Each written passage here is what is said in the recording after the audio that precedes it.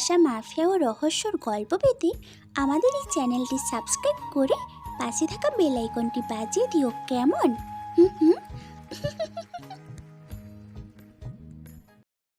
বাংলাদেশের সবচেয়ে ভয়ঙ্কর বাহিনীর মধ্যে অন্যতম হলো এরিনা বাহিনী, যাকে সেনাবাহিনী হিসেবে ধরা হয়। এই সেনাবাহিনীতে আমি কাজ করি। আমার নাম মাহবুব হাসান লিমন। আমি যেমন লম্বা, তেমনই সুদর্শন ছেলে, তেমনই চৌকস এবং অনেক বিপজ্জনক ব্যক্তিদের মধ্যে একজন আমি। এক কথায় আমার পেশাই হলো মৃত্যু নিয়ে খেলা করা।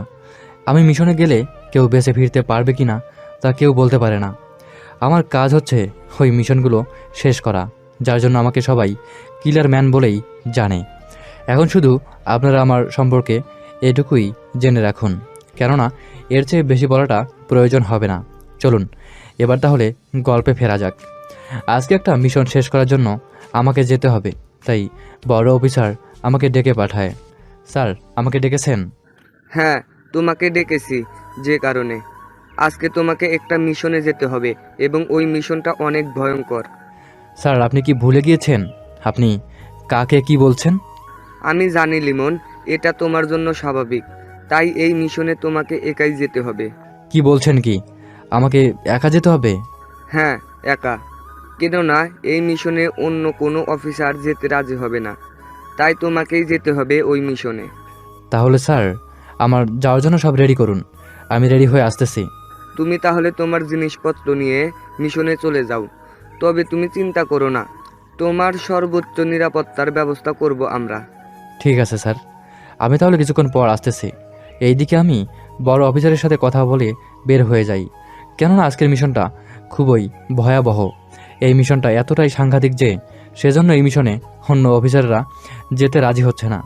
যদিও ওরা অনেক ডেঞ্জারাস মিশনে গিয়েছিল, কিন্তু এই মিশনটা সবচেয়ে আলাদা। 15 মিনিট পর আমি তৈরি হয়ে যুদ্ধ বিমানে উঠে পড়ি। একাই বিমান নিয়ে বেরিয়ে পড়ি ওই লোকেশনে। এই বিমানটা 1 মিনিটে 5 কিলোমিটার দূর চলে যেতে পারে। এভাবে 30 মিনিট পর আমি একটা ঘন জঙ্গলের কাছে যুদ্ধ বিমানটা ল্যান্ড করে একাই জঙ্গলের ভিতরে চলে যাই। এখানে আমাকে সম্পূর্ণ বড় অফিসার মনিটরিং করছে। লিমন, তুমি প্লেন থেকে কেন নামলে?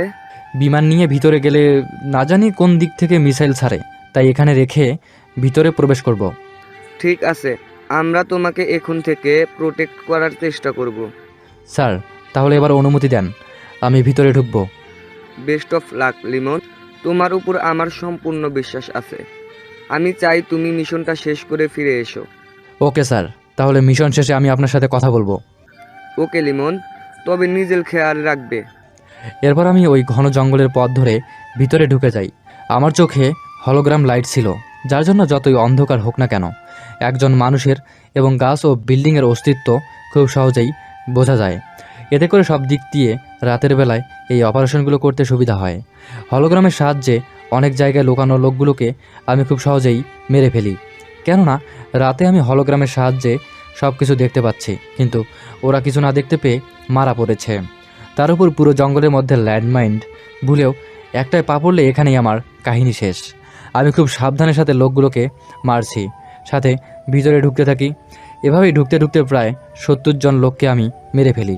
এখন আমি খুব কাছেই চলে এসেছি টার্গেটের কাছে। অনেক সাবধানের সাথে ভিতরে প্রবেশ করে বোম দিয়ে অনেককে মেরে ফেলি। লিমন, তুমি শত চেষ্টা করলেও ওদের কাছ থেকে কথা আদায় করতে পারবে না, তাই কন্ট্রোল রুম খুঁজে হার্ড ডিস্কগুলো নিয়ে আসো। ঠিক আছে স্যার, আমি তাহলে খোঁজার চেষ্টা করতেছি। আমি ওদের সবাইকে মেরে ফেলে কন্ট্রোল রুমে গিয়ে সবগুলো হার্ড ডিস্ক নিয়ে নেই। ওই হার্ড ডিস্ক নেওয়ার জন্য একটা লোক গুলি করে আমার পিঠে, কিন্তু ব্লু স্ট্রেপ হওয়ার কারণে কোনো ক্ষতি হয়নি। ওই মিশনটা শেষ করে আমি ওই বাড়ি থেকে বের হই। বের হওয়ার পর রকেট দিয়ে পুরো বাড়িটা উড়িয়ে দেই। মিশন শেষ করে চলে আসি আর্মি ক্যাম্পে। ওখানে সবাই আমাকে শুভেচ্ছা জানাতে থাকে। ওয়েল ডান লিমন, তোমার দ্বারাই এমন মিশন কমপ্লিট করা সম্ভব। স্যার, একটা কথা বলার ছিল। কি কথা? তাড়াতাড়ি বলো। স্যার, আমার 5 দিনের ছুটি লাগবে। এই ব্যাপার, তুমি যেদিন চাইবে যেতে পারো। ধন্যবাদ স্যার, তাহলে আমি কালকেই যাব। যাও, কিন্তু ওখান থেকে আসলে তোমাকে আরও একটা মিশনে যেতে হবে, তবে ওই মিশনটা অন্য রকম। যেমন কী রকম স্যার? সব যদি এখনই বলে দেই তাহলে ছুটির পর কি করব? ঠিক আছে স্যার, তাহলে আমি এখন আসি। আমি ওই দিন ক্যাম্প থেকে বের হই খুব সাধারণভাবে। ক্যাম্প থেকে বের হয়ে আমি নিজের বাড়িতে চলে আসি। ক্যাম্প থেকে আমার বাড়ির দূরত্ব 500 কিলোমিটার। তাই আমি ওখানের কাছের রেলওয়ে যাই। ওখানে ট্রেনে উঠে নিজের সিটে বসে পড়ি। কিছুক্ষণ পর আমি ট্রেন থেকে নেমে যাই। নামার সময় একটা মেয়ের সাথে আমার ধাক্কা লাগে। ও সরি, আমি দেখতে পাইনি আপনাকে। কিন্তু মেয়েটা কোনো কথা না বলে চলে যায়। আমি পিছনে ফিরে মেয়েটাকে দেখার আগেই মেয়েটা ট্রেনে উঠে পড়ে। শুধু মেয়েটা হাতে থাকা ট্যাটু দেখতে পাই। ট্রেন ছেড়ে দেওয়ায় আমি মেয়েটাকে দেখতে পারিনি ঠিক মতো। তাই আমি ওখান থেকে একটা ট্যাক্সি নিয়ে প্রথমে কিছু চকলেট আর আইসক্রিম কিনে নিই। এইগুলো কেন কিনেছি তা আপনারা কিছুক্ষণ পর জানতে পারবেন। এইগুলো নিয়ে আমি বেরিয়ে পড়ি বাড়ির দিকে। ট্যাক্সি নিয়ে বাড়ির সামনে এসে নামি। আপনারা মনে করবেন না আবার আমি অনেক গরিব। আমার আব্বু এখানকার বড় বিজনেসম্যান। গেট দিয়ে ঢুকে বাড়ির দরজার সামনে এসে কলিং বেলটা চাপ দিলাম। সিকিউরিটি গার্ড দরজা খুলে দেয়। আমি বাড়ির ভিতরে ঢুকি। আমার মায়ের চোখ টিপে ধরি। লিমন, তুই কখন এলি বাবা? তুমি কি করে বুঝে যাও বলো তো মা? কারণ তুই তো আমার ছেলে। আমি যদি তোকে না চিনি তাহলে কে চিনবে? আম্মু, নিপা কোথায়? কোথায় আবার? কলেজে গিয়েছে। আসতে আরও 3 ঘন্টা দেরি হবে। তাহলে আমি ওর সাথে কলেজে দেখা করি। কিন্তু তুই মাত্র এলি, আগে রেস্ট নে, তারপর না হয় যাবি। না মা, দেরি হয়ে যাবে। আমি এখনই গিয়ে ওর সাথে দেখা করে আসি। আমি আবারও বাড়ি থেকে গাড়ি নিয়ে বেরিয়ে পড়ি নিপার কলেজের উদ্দেশ্যে। 30 মিনিট পর আমি গাড়ি চালিয়ে চলে আসি কলেজে।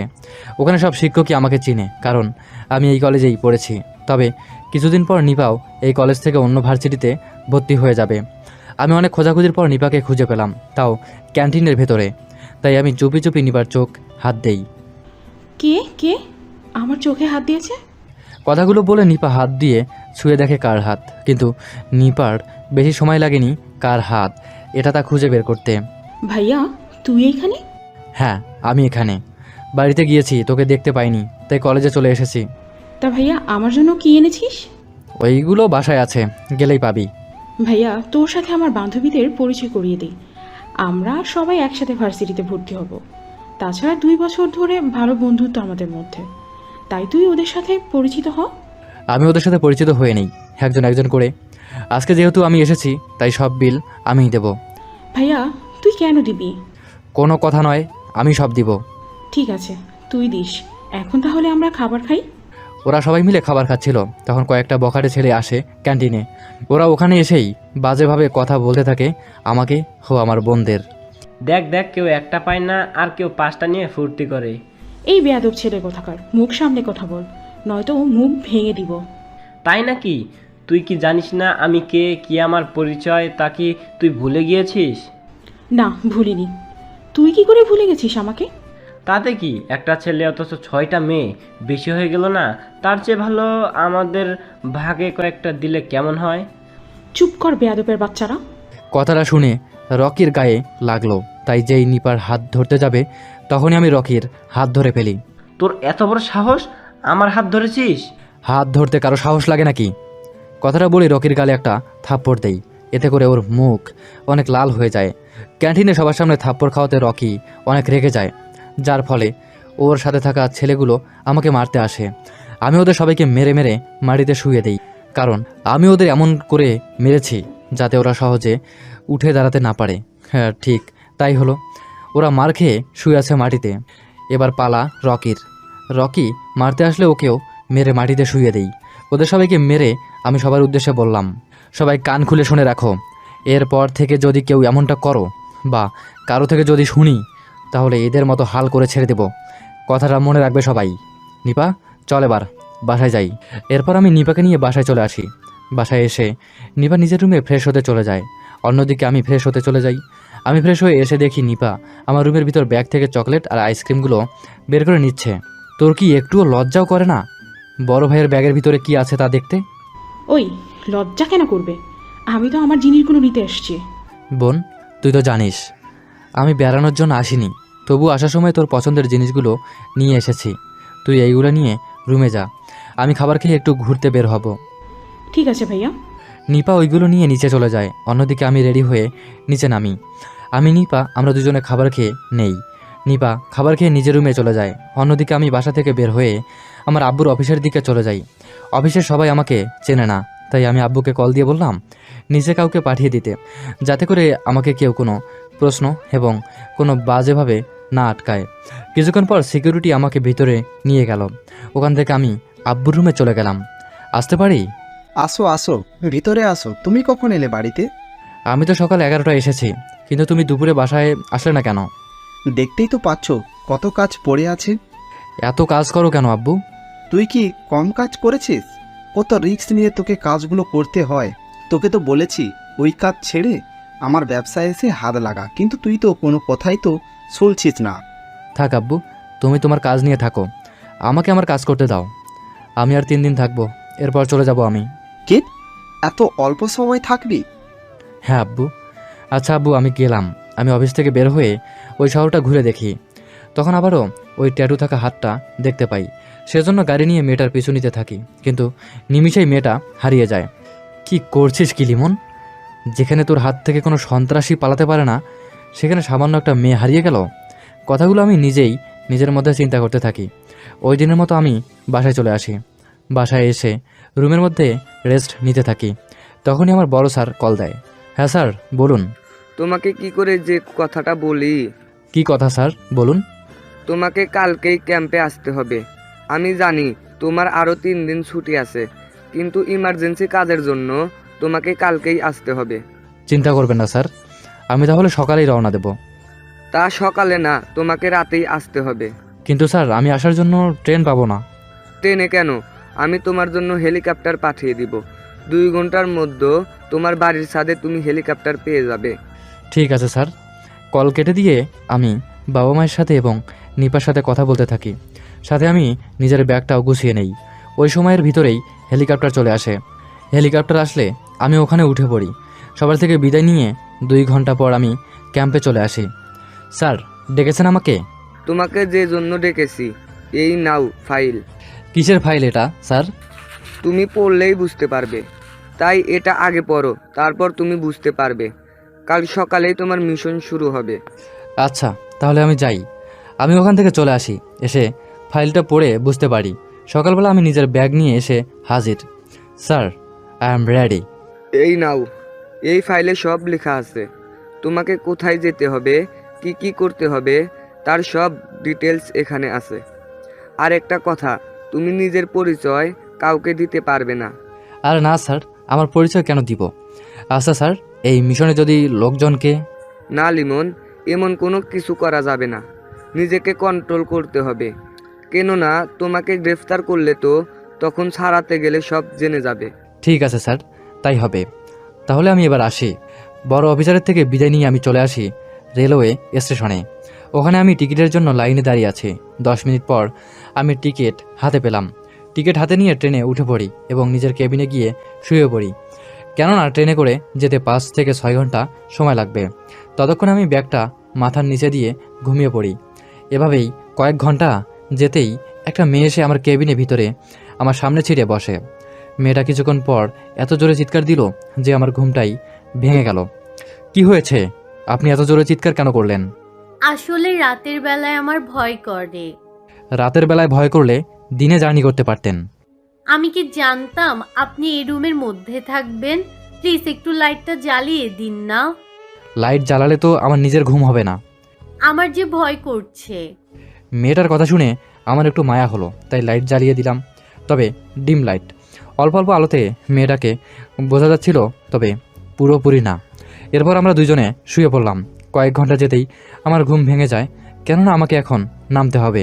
কিন্তু সামনে ছিঁড়ে তাকিয়ে দেখি কেউ নাই। তাহলে কি কাল রাতে আমি স্বপ্ন দেখেছি? আমি কোনো কিছু না ভেবে ট্রেন থেকে নেমে যাই।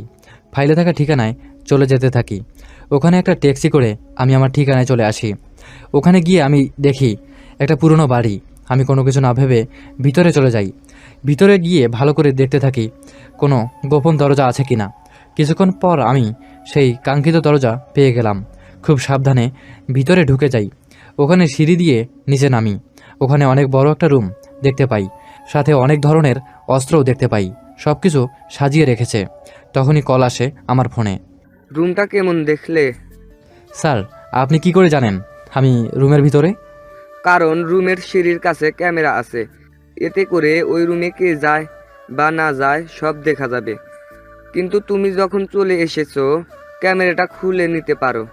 তোমাকে এই রুমের কথা এই জন্যই বলিনি, কারণ আমি জানি তুমি এই রুমটা ঠিকই খুঁজে বের করতে পারবে। আমি অনেক টায়ার্ড, তাহলে আমি বিশ্রাম নিয়ে তারপর আপনাকে কল দিই। আরও একটা কথা, ওখানে তোমার জন্য একটা গাড়ি রাখা আছে, ওই গাড়িটা তুমি ইউজ করবে। ঠিক আছে স্যার। ওই সময় আমি রেস্ট নেই। রেস্ট নেওয়া শেষ হলে আমি ফাইলটা পড়ে গাড়ি নিয়ে বেরিয়ে পড়ি ওই ঠিকানায়। কিন্তু ওই ঠিকানায় গিয়ে আমি সামনে তাকিয়ে দেখি একটা ভার্সিটি। যদিও আমি এতক্ষণ খেয়ালই করিনি, সেজন্য আবারও ফাইলটা খুলে দেখতে থাকি ঠিকানাটা সঠিক আছে কিনা তা চেক করার জন্য। ঠিকানা তো ঠিকই আছে, তাহলে এই ভার্সিটিতে কী এমন কাজ থাকতে পারে? এসব বলতেছি আর ভাবতেছি। ভাবতে ভাবতে গেট দিয়ে ভিতরে ঢুকে যাই। ওই ফাইলে লেখা আছে এখানে আমাকে কি কি করতে হবে। সে অনুযায়ী আমি প্রিন্সিপাল স্যারের রুমের দিকে যাই। ওখানে সব কথা শেষ করে নেই এবং আমি আমার ক্লাসের দিকে চলে যাই। তবে পড়াতে না, ক্লাস করতে। তাও লাস্ট ইয়ারে ভর্তি হলাম, কেননা আমার বয়সের সাথে এই শেষ ইয়ারটাই ঠিক হয়। তাই লাস্ট ইয়ারে ভর্তি হয়েছি। ক্লাসের সামনে গিয়ে স্যারের অনুমতি নিয়ে ভিতরে গিয়ে বসে পড়ি। ওই দিনটা আমার ওইভাবেই কেটে যায়, কিন্তু কিছুই বুঝতে পারছি না কেন এখানে আমাকে পাঠানো হয়েছে। তার কারণটাও আমি এখনও বুঝতে পারছি না। সেজন্য আমি বড় অফিসারকে কল দেই। স্যার, আমাকে কি এখানে পড়াশোনা করার জন্য পাঠিয়েছেন? তা হবে কেন? তাহলে স্যার কি করব বুঝতে পারছি না। তোমাকে এখানে থেকে একে বিরুদ্ধে তথ্য জোগাড় করতে হবে। একে মানে আবার কি স্যার? তাহলে শুনো একে সম্পর্কে। এরপর বড় অফিসার আমাকে সব ধরনের তথ্য দিতে থাকে। সবটা শোনার পর আমি বুঝতে পারি আমাকে কি করতে হবে, তাই ওই রকমভাবে কাজটা করতে হবে। সবটা শুনে আমি কল কেটে দিয়ে ভাবতে থাকি, এটা তো দেখি আসলে অনেক ক্রিটিক্যাল। দেখা যাক কতদিন লাগে। ওই দিন আমি চলে আসি। পরের দিন আমি ভার্সিটিতে গিয়ে দেখি ভার্সিটির পরিবেশ অনেকটাই চেঞ্জ হয়ে গেছে, কেননা মেয়েরা ছেলেদের র্যাগিং করছে, তাও কয়েকটা মেয়ে মিলে। আমি ওদের সামনে দিয়ে যাচ্ছিলাম, তখন ওরা আমাকেও ডাক দেয়। ওই ছেলে, এদিকে আয়। আমাকে বলছেন, তুই ছাড়া এখানে কি আর কেউ আছে যে তাকে ডাকবো? কী জন্য ডেকেছেন তাড়াতাড়ি বলেন, ক্লাসে যাব। কথাটা বলেই আমি মেয়েটার দিকে তাকাই। মেয়েটিকে দেখে আমি তো ফিদা হয়ে গেলাম। মেয়েটি দেখতে একদম পরীর মতো। তার চেয়ে বড় কথা হলো মেয়েটার অনেক সাহস আছে, তা দেখেই বোঝা যাচ্ছে। ঠিক তখনই আমার চোখ যায় তার হাতে থাকা ট্যাটুর দিকে। একেবারে সেম ট্যাটু যা আমি ওই ট্রেনের ভিতরে দেখেছিলাম। কিন্তু পরে ভাবতে থাকি একটা মেয়ে এত জায়গায় কি করে থাকতে পারে। ওই কি ভাবছিস এত? কিছু না। আচ্ছা, আপনি কি কখনো ট্রেনে করে কোথাও গিয়েছেন? কেন বলতো? তুই কি আমার পিছু কখনো করেছিলি নাকি? তা কেন করব? আসলে আপনার হাতে থাকা ট্যাটু আমি একটা মেয়ের হাতে দেখেছিলাম, তাও আলাদা আলাদা জায়গার মধ্যে, তাই জিজ্ঞেস করলাম। ও, এই ব্যাপার। তোর সাহস আছে বলতে হবে, নয়তো আমার সামনে দাঁড়িয়ে এইভাবে কথা বলার সাহস তুই পেতি না। তোর নাম কি? জি, আমার নাম লিমন। আপনার নাম কি? আমার নাম হিমি চৌধুরী, ইউনিভার্সিটির সভাপতির মেয়ে, তাই সবাই একটু একটু আমাকে ভয় পায়। তাহলে আমি ক্লাসে যাই। ওই, তোর সাথে আমি কথা বলতেছি আর সেখানে তোর ক্লাস করার ইচ্ছে করছে? না, আসলে আমি তো আপনাকে চিনি না, সেজন্য কথা বলতে একটু সমস্যা হচ্ছে, এই আর কি। ও, এই ব্যাপার। কোনো চিন্তা করিস না, তোর শরীর তো দেখি একদম পারফেক্ট। কোথাও জিম করিস নাকি? হ্যাঁ, করি তো। ঠিক আছে, চল আজকে তোর সাথে ক্লাস করব। এরপর হিমি আমার সাথে ক্লাস করতে আসলো, কিন্তু আশ্চর্য ঘটনা হলো হিমিও এই ক্লাসেই পড়ে। হিমিকে দেখে সবাই অবাক হয়, কেননা হিমি কখনো ক্লাসের আশেপাশেও আসে না। সে কি না ক্লাস করার জন্য এসেছে। ওই, সবাই এইভাবে কি দেখছিস? বুঝেছি, এই ছেলেটাকে দেখছিস তাই তো? তাহলে একটা কথা শুনে রাখ তোরা, যদি কোনো মেয়ে ওর সাথে লাইন মারার চেষ্টা করিস তো তাহলে বুঝতেই পারছিস কি হাল হবে তোদের। এদিকে হিমির কথা কিছুই বুঝতে পারছি না আমি। ওই দিন হিমি আমার সাথে ক্লাস করতে থাকে। আজকের দিনে আমি ও হিমি আমরা একজন আরেকজনের সাথে অনেকটা ফ্রি হয়ে গিয়েছি। দেখে মনে হচ্ছে আমরা একজন আরেকজনের পূর্ব পরিচিত।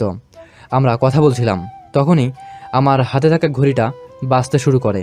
হিমি জিজ্ঞাসা করলে আমি এটাকে অ্যালার্ম বলে চালিয়ে দেই। এরপর আমি ওখান থেকে চলে আসতে চাইলে হিমি আমার নাম্বারটা রেখে দেয় এবং আমি চলে যাই ওখান থেকে। ভার্সিটি থেকে চলে আসি বাড়িতে। ওখান থেকে আন্ডারগ্রাউন্ডে চলে যাই, কেননা ওই ঘড়িতে তখন আমাকে সিগন্যাল দিয়েছিল। বলুন স্যার। তুমি ওখানকার পরিস্থিতি কি বুঝতে পেরেছো? স্যার, এখানে তো সব ঠিকই আছে। তাহলে একটা কাজ করো, তুমি আজ রাতে এই শহরটা ঘুরে দেখো, বেশি ভালো করে দেখবে জঙ্গলের সাউন্ডগুলো, তাহলেই তুমি বুঝতে পারবে। কেননা ভার্সিটিতে তুমি যখন থাকবে তখন ওখানে কিছু লোকজন গুন্ডাদের সাথে হাত মিলাবে আর রাতের বেলায় ঘোরাঘুরি করবে, যাতে তুমি সব দিকটাই নজর দিতে পারো। ঠিক আছে স্যার, তাই হবে। কিন্তু ভার্সিটিতে তো এমন কোনো গুন্ডামি দেখিনি, বাকি রইল জঙ্গলের আশেপাশে। ওটা তাহলে আমি রাতে যাব। কিন্তু স্যার, ওই দিকের কি খবর? মানে সব ঠিক আছে? হ্যাঁ, সব ঠিক আছে। এখন তোমাকে যে দায়িত্বটা দিলাম ওটা শেষ করো তাড়াতাড়ি। ঠিক আছে স্যার, আমি আপনাকে পরে সব জানাবো।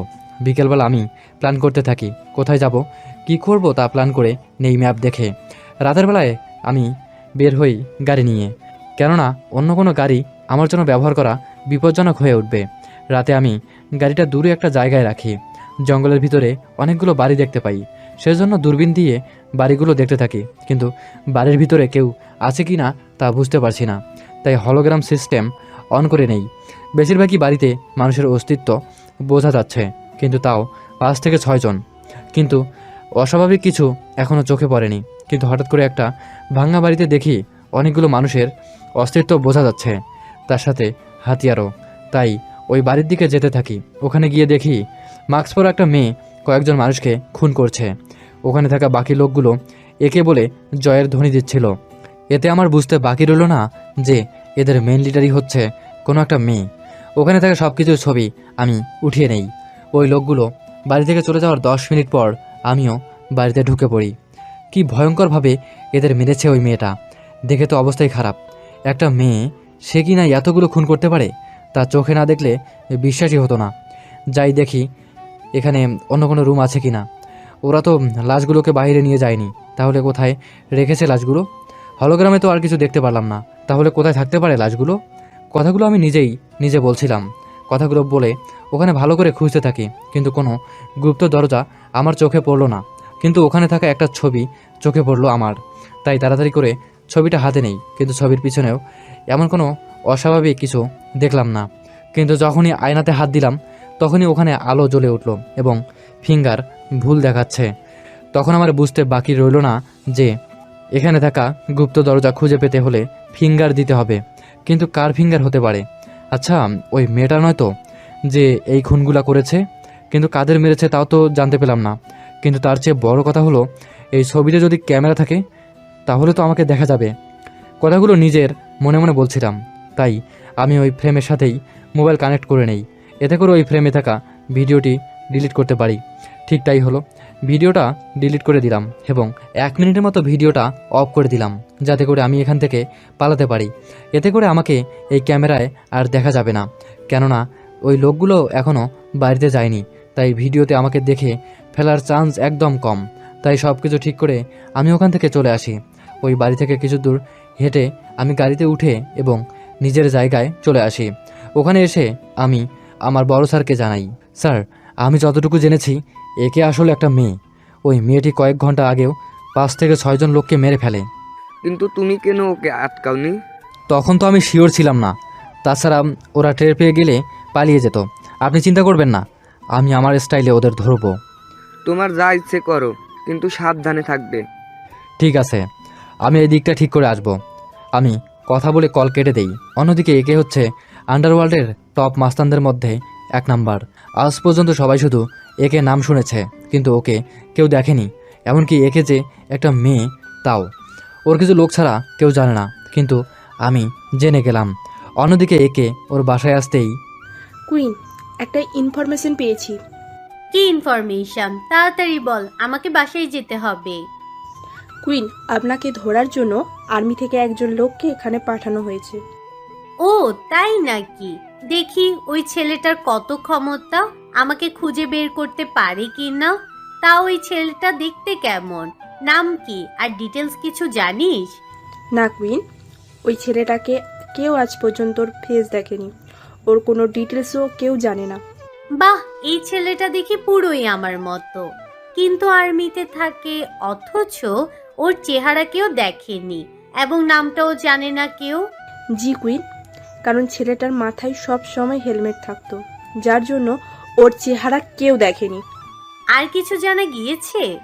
কুইন, ছেলেটা অনেক সাহসী এবং বুদ্ধিমান। সে যাই হোক, আমার কিছু যায় আসে না। যদি ছেলেটার খোঁজ পাস তাহলে মেরে ফেলবি। আমি এখন যাই, তুই এদিকটা সামলে নিবি। ঠিক আছে কুইন, আমি এদিকটা সামলে নেব, কিন্তু এটা শুনেছি ছেলেটা অনেক ডেঞ্জারাস। আগে ওর খোঁজ বের করি, তারপর বাকিটা দেখা যাবে।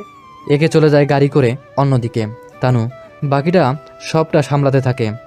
অন্যদিকে আমি রুমে এসে ঘুমাতে থাকি, কারণ রাতে ঠিকমতো ঘুমাতে পারিনি। ওই কারণটা তো আপনারা জানেন। সকালবেলা ঘুম থেকে উঠে ফ্রেশ হয়ে চলে যাই। ওখান থেকেই আমি ভার্সিটিতে আসি। এসে দেখি হিমি আবারও গাড়ির উপরে বসে আছে। আমি সামনে দিয়ে যেতেই ডাক দেয়, ওই কোথায় যাচ্ছিস? এই তো ক্লাস করব। তোকে না ওই দিন বলেছি আমার সাথে দেখা করে যাবি? হ্যাঁ তা বলেছেন, কিন্তু আমার মনে ছিল না। কেন, সারা রাত কি চোর পাহারা দিয়েছিলি? মানে ঠিক বুঝলাম না। তোকে দেখে মনে হয় তুই রাতে ঘুমাস নাই। কি ব্যাপার, ও জানলো কি করে আমি ঘুমাইনি? কি ভাবছিস আমি কি করে জানলাম, তাই তো? হিমির কথায় আমি মাথাটা নাড়াই। তোর চোখ দেখেই বোঝা যাচ্ছে তুই ঘুমাস নাই। আসলে আমি পড়তে বসেছিলাম, তার উপর কিছু কাজ করেছিলাম, তাই দেরি হয়েছিল। তার উপর একা থাকি, সব কিছু তো নিজেকেই করতে হয়। কেন, তোর বাসায় কি কেউ নাই? কেউ নেই। এই কথা শুনে হিমি কি যেন ভাবতে থাকে। ভাবনার ছেদ অবসান ঘটিয়ে, আচ্ছা, তুই সকালে খেয়েছিস? হ্যাঁ, ওই রেস্টুরেন্টে নাস্তা করে চলে এসেছি। চল তাহলে আমার সাথে ক্যান্টিনে। আমি তো খেয়ে এসেছি। ওই চুপ করবি, চল আমার সাথে। আমি কোনো উপায় না পেয়ে হিমির সাথে যেতে থাকি। হিমি আমাকে নিয়ে ক্যান্টিনে আসে। ওখানে কিছু খাবার অর্ডার করে আমাদের দুজনের জন্য। আমরা দুজনে খাবার খেয়ে নেই। এই শোন, তোকে আমার সাথে যেতে হবে। আমি কোথায় যাব? গেলেই দেখতে পাবি। এখন চল তাড়াতাড়ি, গাড়িতে উঠ। আমি ওর গাড়িতে গিয়ে বসে পড়ি, আর হিমি ওর গাড়ি চালাতে থাকে। তাই আমি হিমিকে ফলো করতে করতে একটা নদীর ধারে এসে থামি। আমরা দুজনে গাড়ি থেকে নামি। আমরা এখানে কেন এসেছি? প্রেম করতে। মানে ঠিক বুঝলাম না। ওই তোকে মানে বুঝতে হবে না, তুই শুধু এটা বল তোর কোনো গার্লফ্রেন্ড আছে কি? কি যে বলেন, আমার কোনো গার্লফ্রেন্ড নেই। কিন্তু আপনি এইসব কথা কেন জিজ্ঞেস করছেন? কারণ আছে, এখন আমার পাশে এসে বস। আপনার পাশে কেন বসবো আমি? তাহলে এখানে কি অন্য কোনো মেয়ে আছে যে তুই তার পাশে বসবি? আমি ঠিক তা বলিনি। এত কথা না বলে চুপচাপ বস। হিমির কথায় আমি ওর পাশে বসে গেলাম, কিন্তু কিছুটা দূরত্ব বজায় রেখে। তা দেখে হিমি বলে, ওই আরো কাছে এসে বস। আমি আরেকটু কাছে এসে বসি। এরপর আমরা দুজনে অনেক কথাবার্তা বলতে থাকি। কথা শেষ করে আমরা দুজনে দুই দিকে চলে যাই। অন্যদিকে আমি বাসায় এসে ছবিগুলো ভালো করে পরীক্ষা করতে থাকি। কোথাও মেয়েটার ছবি দেখা যাচ্ছে কি না তা দেখতে থাকি। কোনো ছবিতেই মেয়েটার চেহারা ভালো করে দেখা যাচ্ছে না, তাই আমি ছবিগুলো রেখে রেস্ট নিতে থাকি। অন্যদিকে হিমি নিজের রুমে গিয়ে ভাবতে থাকে, আচ্ছা, আমি কি লিমনের প্রেমে পড়ে গেলাম, নাকি ও আমার প্রেমে পড়েছে? আরে না, ও কেন আমার প্রেমে পড়তে যাবে? ওই তো আমার সাথে কথাই বলতে চায় না ঠিক মতো। কিন্তু আমি যে ওকে ভালোবেসে ফেলেছি, ওই কথা কি ওকে বলে দিব? না থাক, আগে দেখি আমার প্রতি ওর ফিলিংসটা কেমন, তারপর না হয় বাকিটা দেখা যাবে। কথাগুলো হিমি নিজে নিজেই ভাবতে থাকে। তখনই হিমির রুমে ওর আব্বু আসে। হিমি মা আমার, কি ভাবছিস? কিছু না আব্বু, তুমি হঠাৎ আমার রুমে? তোর জন্য ছেলে দেখেছি, আমাদের সিএম আছে না, ওনার ছেলেকে। তুমি আমাকে না জানিয়ে? আরে মা, তেমন কিছু না, তুই রাজি থাকলে আমি ওদের সাথে কথা বলবো। না হয় তোর কোনো পছন্দ থাকলে বল, তার সাথেই না হয়। আব্বু তুমি এখন যাও, আমি তোমাকে পরে জানাবো আমার পছন্দের কথা। তোর কোনো পছন্দ থাকলে বল, আমি ছেলেটার সাথে কথা বলবো। আমি ওকে পছন্দ করি, কিন্তু ও আমাকে পছন্দ করে কি না তা আমি জানি না আব্বু। ঠিক আছে, তাহলে শিওর হয়ে আমাকে বলিস। ঠিক আছে আব্বু। হিমির আব্বু চলে যায় ওখান থেকে। পরের দিন হিমি ভার্সিটিতে গিয়ে আমাকে খুঁজে পেল না। পুরো ভার্সিটিতে খুঁজেও হিমি আমাকে দেখতে পেল না। এভাবে 3 দিন কেটে গেল, আমি ভার্সিটিতে আসিনি। এই 3 দিনে হিমি অনেক মিস করেছে আমাকে, অনেকবার কল দিয়েছে, কিন্তু আমার ফোন বন্ধ। এই 3টা দিনে হিমির মন খারাপ, ঠিকমতো কারোর সাথে কথাও বলে না। 4র্থ দিন আমি ভার্সিটিতে আসি, কিন্তু আজকে আমি হিমিকে দেখতে পাচ্ছি না। তাই ওখানে থাকা কয়েকজন ছেলের সাথে কথা বলি। কথা বলার কিছুক্ষণ পর হিমির কয়েকজন বান্ধবী এসে আমাকে জানায় হিমি আমাকে 3 দিন ধরে খুঁজছে। তাহলে তোমরা ওকে কল দিয়ে ভার্সিটিতে আসতে বলো। আমার কথায় ওরা হিমিকে কল দিয়ে আসতে বলে। ওদের কল পেয়ে হিমি দেরি না করে ভার্সিটিতে চলে আসে। ভার্সিটিতে এসে খুঁজতে থাকে আমাকে। একটু খোঁজাখুঁজির পর হিমি আমাকে একটা ফুল গাছের নিচে দেখতে পায়। সে আমার সামনে এসে দাঁড়ায়। তুমি এখানে? আমি তোমাকে কোথায় না খুঁজেছি। আসলে আমি একটু কাজে গিয়েছিলাম, তাই আসতে পারিনি। তা ফোন কেন বন্ধ ছিল? আসলে ওখানে নেটওয়ার্ক পাইনি, কিন্তু আপনাকে দেখে মনে হচ্ছে রাতে ঠিকমতো আপনি ঘুমাননি। না, এমনি। তা কোথায় গিয়েছিলে? আমি গিয়েছিলাম আমার বন্ধুর কাছে। ওর বিয়ে ছিল, সেজন্য ওখানে গিয়েছি। ও, তা ওখানে কয়টা মেয়ে ভালো লেগেছে? কেন বলুন তো? না, বিয়ে বাড়িতে যখন গিয়েছেন তখন মেয়ে তো পছন্দ হতেই পারে, এটা তো স্বাভাবিক। হ্যাঁ, তা ঠিক বলেছেন, তবে আমি কোনো মেয়ের দিকে ওইভাবে তাকাইনি। না তাকালেই তো ভালো।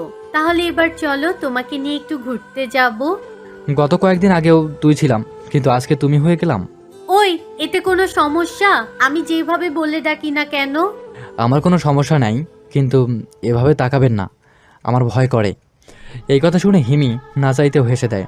হাসার কি বললাম আমি? একটু আগেই তো বললে আমার মুখটা দেখে তোমার ভয় করে। হ্যাঁ, করে তো। এভাবে আমরা অনেকক্ষণ ধরে কথা বলতে থাকি, সাথে দুষ্টমিও করতে থাকি। অনেক সময় তো হয়েছে, এবার উঠি, চলেন। ঠিক আছে, চলো। একটা কথা আমাকে তুমি করে বলতে হবে। চেষ্টা করব। আমরা দুজনে ওখান থেকে চলে আসি। আমি নিজের রুমে বসে আছি, তখন বড় অফিসার আমাকে কল দেয়। লিমন, তুমি ঠিক মতো পৌঁছাতে পেরেছো? হ্যাঁ স্যার, আমি এখন বাসায় আছি। সত্যি? লিমন, তুমি না থাকলে কি যে হতো আমার। তুমি ছাড়া আর কারোর উপর আমি ভরসা করে পাচ্ছিলাম না। কি যে বলেন না স্যার, সেটা তো আমার কর্তব্য। তবু লিমন, তুমি অনেক করেছো। তোমার জন্য আমি আমার ছেলেকে ফিরে পেলাম। থাক না ওইসব কথা স্যার, আমরা দুজনে কথা শেষ করি। এখন হয়তো আপনারা বুঝতে পারছেন না কোন ছেলেকে বাঁচানোর কথা বলতেছে। তাহলে চলুন একটু ফ্ল্যাশব্যাক থেকে ঘুরে আসি। ফ্ল্যাশব্যাক। গত 3 দিন আগে আমার বড় অফিসারের ছেলেকে কারা যেন কিডন্যাপ করে নিয়ে যায়। এতে করে তিনি ভয় পেয়ে যায়, কি করবে না করবে কিছুই বুঝতে পারছে না। তখনই ওনার আমার কথা মনে পড়ে, তাই উনি আমাকে কল দিয়ে সবটা বলে। আমি ওনার কথা শুনে রাতের ট্রেনেই করে ক্যাম্পে চলে আসি। ওখানে বড় স্যারের দেখা। বড় স্যার আমাকে সব কিছু বুঝিয়ে বলে। আমি সবটা বুঝে নেই। স্যার, কোনো টেনশন করবেন না, আমি 10 জন লোক নিয়ে যাচ্ছি, আপনার ছেলেকে আমি নিয়ে আসব। কথাগুলো বলে আমি 10 জন লোক নিয়ে বের হই। প্রতিটা লোকের হাতে স্নাইপার, সাথে হেডগান তো আছেই, তার সাথে বুলেট। আমাদের মিশন হচ্ছে যে করেই হোক বড় স্যারের ছেলেকে বাঁচানো। সেজন্য একটা হেলিকপ্টার নিয়ে বেরিয়ে পড়ি আমরা। 1 ঘন্টা পর আমরা একটা আইল্যান্ডের কাছে অন্য আরেকটা আইল্যান্ডের পাশে ল্যান্ড করি। ওখান থেকে সবাই সাঁতার কেটে ওই আইল্যান্ডের কাছে যাই। ওখানে পৌঁছে সবাই ভিতরে ঢুকতে থাকি। আমরা প্রায় অনেকটা ভিতরে চলে আসি, কিন্তু কোনো মানুষ তো দূরের কথা, একটা বাড়িও দেখতে পাচ্ছি না। তাই আমি বড় স্যারকে কল দেই। স্যার, আমরা তো ওই লোকেশনে এসেছি, কিন্তু কোনো কিছু দেখতে পাচ্ছি না। কিন্তু তখন লোকেশন তো ওই অ্যালাইন্ডেই ছিল। তাছাড়া তোমরা এখন যে জায়গায় আছো ওই জায়গা থেকে 30 মিনিটের পথ আছে ওই জায়গায় পৌঁছাতে। এখন তো রাত, তাছাড়া কেউ এখনও কিছু খায়নি, তাই আমরা আগে খাবার খেয়ে তারপর হাঁটা দিব। ঠিক আছে, তোমরা যাই করো, কিন্তু আমি আমার ছেলেকে চাই। ভরসা রাখুন স্যার আমার ওপরে, আমি আপনার ছেলেকে নিয়েই ফিরব। বড় স্যারের সাথে কথা বলা শেষ। কথা শেষ করে আমি বাকি অফিসারদের খাবার রান্না করতে বললাম। কিছু অফিসার খাবার রান্না করতে ব্যস্ত। প্রায় কয়েক ঘন্টা যাওয়ার পর ওরা খাবার রান্না শেষ করে খেতে থাকে। এভাবে একটা দিন কেটে যায়। রাতের বেলায় জঙ্গলে পাড়ি দেওয়া অনেক কঠিন, তাই আমরা বিশ্রাম নেই। সকালবেলা আমরা খেয়ে বেরিয়ে পড়ি টার্গেটের দিকে। টার্গেটের কাছাকাছি এসে আমি ওদের দুজনকে পজিশন নিতে বলি, যেন আমরা কোনো সমস্যায় পড়লে সেই 2 জন দূর থেকে গুলি করতে পারে। সেজন্য 2 জন স্নাইপারকে রেখে যাই ওদের পজিশন সেট করে। আমি বাকি 8 জনকে নিয়ে ভিতরে যেতে থাকি। ভিতরে গিয়ে আমরা একটা বাংলো দেখতে পাই। বাংলোর ভিতরে আমরা ঢুকে যাই। ওখানে কিছু লোককে দেখতে পাই। ওই লোকগুলোকে মেরে ফেলি, সাথে ভিতরে ঢুকে যাই। ভিতরে আরও কয়েকজনকে মেরে ফেলি। ওদেরকে মেরে যেই আমি ওর বাকি লোকদের নিয়ে ভিতরে যাব, তখনই আমরা ফাঁদে আটকা পড়ি। কারণ আমরা একটা বড় মাঠের সামনে এসে পড়ি এবং ওখানকার চারপাশে রয়েছে সেই লোকগুলো যারা বড় স্যারের ছেলেকে নিয়ে এসেছে। এইদিকে আমি তো ভয় না পেলেও বাকি অফিসার ভয় পেয়ে আছে, কেননা এখান থেকে পালানোর কোনো সুযোগ নেই। তাই আমি বলে উঠি, রফিক, আমার কথা যদি শুনতে পাও, আমরা আটকে পড়েছি।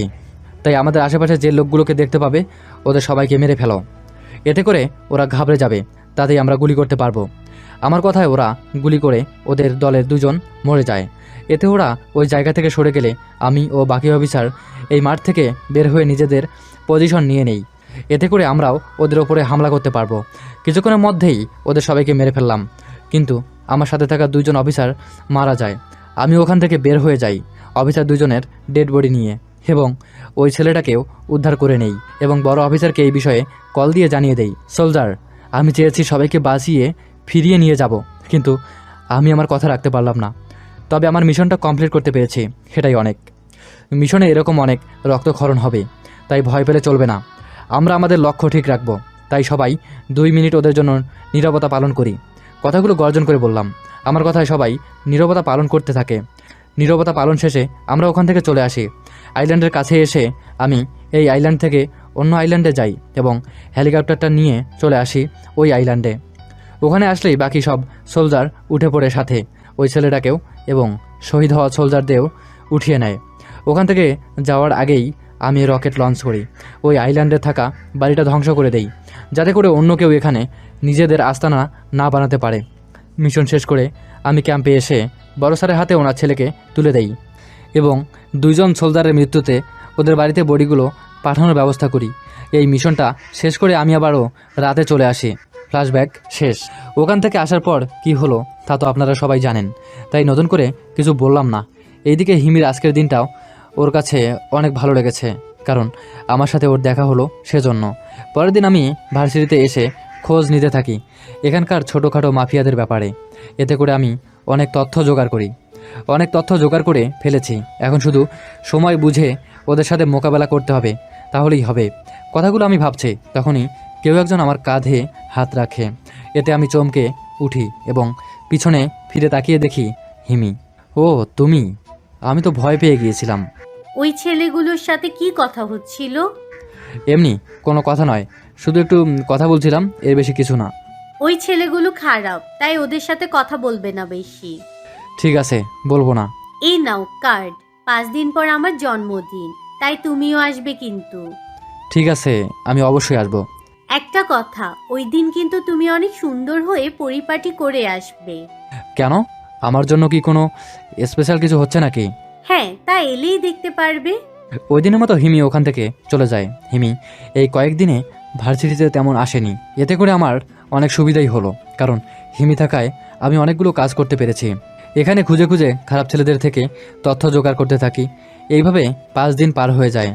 আমি রাতে বেরিয়ে পড়ি হিমির বাড়ির উদ্দেশ্যে। বাড়ির কাছে এসে আমি হিমিকে কল দিই। এত রাতে কল দিলে যে? 10 মিনিটের ভিতরে তৈরি হয়ে নিচে নামো। ঠিক আছে, আসতেছি। হিমি 10 মিনিটে রেডি হয়ে নিচে নামলে আমি হিমিকে নিয়ে নদীর ধারে চলে আসি। আমরা এখানে কেন এসেছি? আসলেই দেখতে পাবে। আমি হিমির চোখে হাত দিয়ে নদীর কিনারায় নিয়ে এসে একটা টেবিলের সামনে দাঁড় করাই। Happy birthday to you হিমি। আমার মুখে জন্মদিনের শুভেচ্ছা শুনে হিমি খুশিতে আমাকে জড়িয়ে ধরে এবং না চাইতেও আমার মুখে একটা চুমু দেয়। হিমি যে এমন কিছু করবে তা আমি মোটেও ভাবতে পারিনি। পরে হিমি ব্যাপারটা বুঝতে পেরে আমাকে ছেড়ে দেয়। ধন্যবাদ দিয়ে তোমাকে ছোট করব না লিমন। আসলে এই প্রথম কেউ আমার জন্মদিন এত সুন্দর একটা জায়গায় করেছে, তাই তোমাকে। কোনো ব্যাপার না, তাহলে চলো কেক কাটি।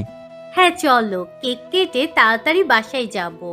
আমি ও হিমি আমরা দুজনেই একসাথে কেক কাটি এবং একজন আরেকজনকে খাইয়ে দেই। কেক খাওয়ানোর পর আমরা ওখানে বসে সমুদ্র দেখছি আর বসে বসে গল্প করছি। অনেক রাত হয়ে যাওয়াতে আমরা ওখানে না থেকে গাড়ির কাছে চলে আসি, কেননা এখানে রাতে থাকাটা ঠিক হবে না, কারণ কোন দিক থেকে বিপদ আসে কে জানে। আমরা দুজনে গাড়িতে উঠতে যাব তার আগেই একটা গাড়ি চলে আসে। 2টা গাড়ি থেকে 5 জনের মতো ছেলে নামলো। ওরা আমার ও হিমির কাছে এসে অনেক বাজে বাজে কথা বলতে থাকে, যা আমার মোটেও পছন্দ হয়নি। তাই ওখানে থাকা কিছু লাঠি কুড়িয়ে ওদের সবাইকে মারতে থাকি, যা হিমির অনেক ভালো লেগেছে, কারণ হিমির জন্যই আমি ওদেরকে মেরেছি। আমি ওদের চাইলেই হাত দিয়ে মারতে পারতাম, কিন্তু এতে হিমির মনে সন্দেহ জাগত, তাই অন্য পদ্ধতিতে মারি ওদেরকে। এতে করে হিমির মনে কোনো সন্দেহ জাগেনি। তুমি ঠিক আছো তো হিমি? হ্যাঁ, আমি ঠিক আছি। এখান থেকে চলো তাড়াতাড়ি, নয়তো সমস্যায় পড়ে যাব। তাহলে চলো এখান থেকে পালাই। আমি হিমিকে গাড়িতে করে ওর বাড়িতে পৌঁছে দেই। কাল সন্ধ্যের পর তাহলে চলে আসবে? সরি হিমি, আমি কাল একটা জায়গায় যাব, তাই আসতে পারবো না। সেজন্য তোমাকে এত রাতে সারপ্রাইজ দিলাম। ঠিক আছে, তুমি আমাকে এত রাতে সারপ্রাইজ দিয়েছো, এটাই আমার জন্য অনেক। তুমি তাহলে এবার আসো, অনেক রাত হয়েছে। কাল আমি ভার্সিটিতে যাব না, তাই তুমি আসলে আসতে পারো, কিন্তু আমি আসবো না, তাই ভার্সিটিতে গিয়ে আমাকে খুঁজতে যেও না। ঠিক আছে, যাব। হিমির থেকে বিদায় নিয়ে আমি গাড়ি চালিয়ে কিছু দূর আসার পর দেখি রাস্তার উপরে কিছু লোক গাড়ি দাঁড় করিয়ে রেখেছে। ওখানে থাকা কয়েকটা ছেলেকে আমি চিনি, কেননা একটু আগেই আমি ওদের মেরেছিলাম। তাই ওরা প্রতিশোধ নেওয়ার জন্য এখন রাস্তা আটকিয়ে রেখেছে। আমি গাড়ি থেকে নেমে যাই। আমি গাড়ি থেকে নামলেই ওদের মধ্যে কয়েকজন আমাকে মারতে আসলেই আমি কয়েক মিনিটে ওদের মেরে রাস্তায় শুইয়ে দেই। ততক্ষণে সবাই ব্যথায় কাতরাচ্ছে। তখন অল্প একটু মারলাম, তোদের শিক্ষা হলো না, তাই এখন দলবল নিয়ে চলে এসেছিস, তাই না? এখন তোদের এমন মার মারবো যে সারা জীবন মনে রাখবি। কথাটা বলেই বাকিদেরও মারতে থাকি। ওদের মেরে গাড়িগুলো সাইড করে আমি ওখান থেকে চলে আসি এবং যাওয়ার সময় অ্যাম্বুলেন্সে ফোন করে ওখানে আসতে বলি, কেননা বেশি দেরি হলে এরা মারাও যেতে পারে। সব কিছু ঠিক করে আমি চলে আসি বাসায়। ও বাসায় এসে আমি বড় স্যারকে সব আপডেট দিতে থাকি। সাথে এও বলি, স্যার কালকে একটা ছোটোখাটো মিশন শেষ করব, কেননা ভার্সিটির ছেলেদের থেকে অনেক তথ্য পেয়েছি, তাই কাল ওখানে গিয়ে ওদের সাথে করে নিয়ে যাব। কিন্তু স্যার একে অবধি পৌঁছাতে একটু সময় লাগবে, কারণ একে নাকি রাতে বাহির হয়, দিনের বেলায় কোনো খুন তো দূরের কথা, রাস্তায় পর্যন্ত যায় না। ওকে, তবে যাই করো না কেন, আমার সাপোর্ট সব সময় তোমাদের সাথে থাকবে। ওই দিন সকালে বের হয়ে ভার্সিটিতে যাই। ওখানে ওই ছেলেগুলোকে খুঁজে বের করি, ওদের সাথে হাত মিলাই, কারণ এরা এখন যেখানে আমাকে নিয়ে যাবে ওই জায়গায় আমার ছোটোখাটো একটা মিশন তো হয়েই যাবে। ঠিক তেমনই হলো।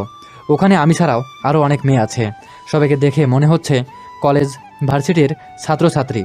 এতে করে বুঝতে বাকি রইল না যে এরা ড্রাগসের জন্য এখানে এসেছে। কিন্তু আমি যতদূর জানি একে তো ড্রাগস বিক্রি করে না, তাহলে ওরা আমাকে নিয়ে এখানে কেন আসলো? এই কথাটাই মাথায় আসলো না। আমি ভাবছি ওদের প্রশ্ন করব, কিন্তু প্রশ্ন করার আগেই উত্তর আমার সামনে। ও তাহলে এই ব্যাপার, একে লোক ও তো তাহলে ড্রাগস নেয়। তাহলে এখন ওদের সাথে কিছুক্ষণ কথা বললেই তো কিছু তথ্য জানা যাবে। কথাগুলো আমি মনে মনে ভাবছিলাম, তাই আমি ওদের সাথে ভাব জমাতে থাকি, কারণ ওরা এখন নেশার ঘোরে। তাই কিছু জিজ্ঞাসা করলে ওরা সঠিক তথ্য দিয়ে দেবে, কারণ নেশা অবস্থায় লোকে সবসময় সত্য কথাই বলে। আমি ওদের থেকে কিছু তথ্য হাসিল করলাম। যা ওদের থেকে জানতে পেরেছি, তা নিয়েই কাজ হয়ে যাবে। এবার দেখি একে আমার হাত থেকে কি করে বাঁচে। ওই দিন আমি কোনো মারামারি না করেও চলে আসি ওখান থেকে। এইদিকে হিমি ওর জন্মদিনের সব কিছু করে ফেলে। ওর বাড়িতে অনেক লোক আসলো, সাথে ওর অনেক ফ্রেন্ডরাও। হিমি ওদের সবার সাথে কথা বলতে থাকে। কথা বলতে বলতে প্রায় সময় হয়ে যায়। তখন হিমি কেক কাটে। হিমি কেক কেটে সামনে তাকিয়ে দেখে আমি দাঁড়িয়ে আছি। আমাকে দেখে হিমির মুখে হাসি ফুটল। হিমি কেক নিয়ে দৌড়ে আমাকে সবার সামনেই খাইয়ে দেয়। আমিও হিমির হাত থেকে কেক নিয়ে ওকে খাইয়ে দেই। হিমি আবারও টেবিলের সামনে এসে কেক কেটে এক এক করে ওর সব বন্ধুদের মধ্যে সবাইকে খাওয়াতে থাকে। Attention everybody. হিমির কথা শুনে সবাই হিমির দিকে তাকায়। আপনাদের উদ্দেশ্যে আমি কিছু কথা বলতে চাই। আমার বান্ধবীরা আমাকে বলেছে আমি কেন প্রেম করছি না।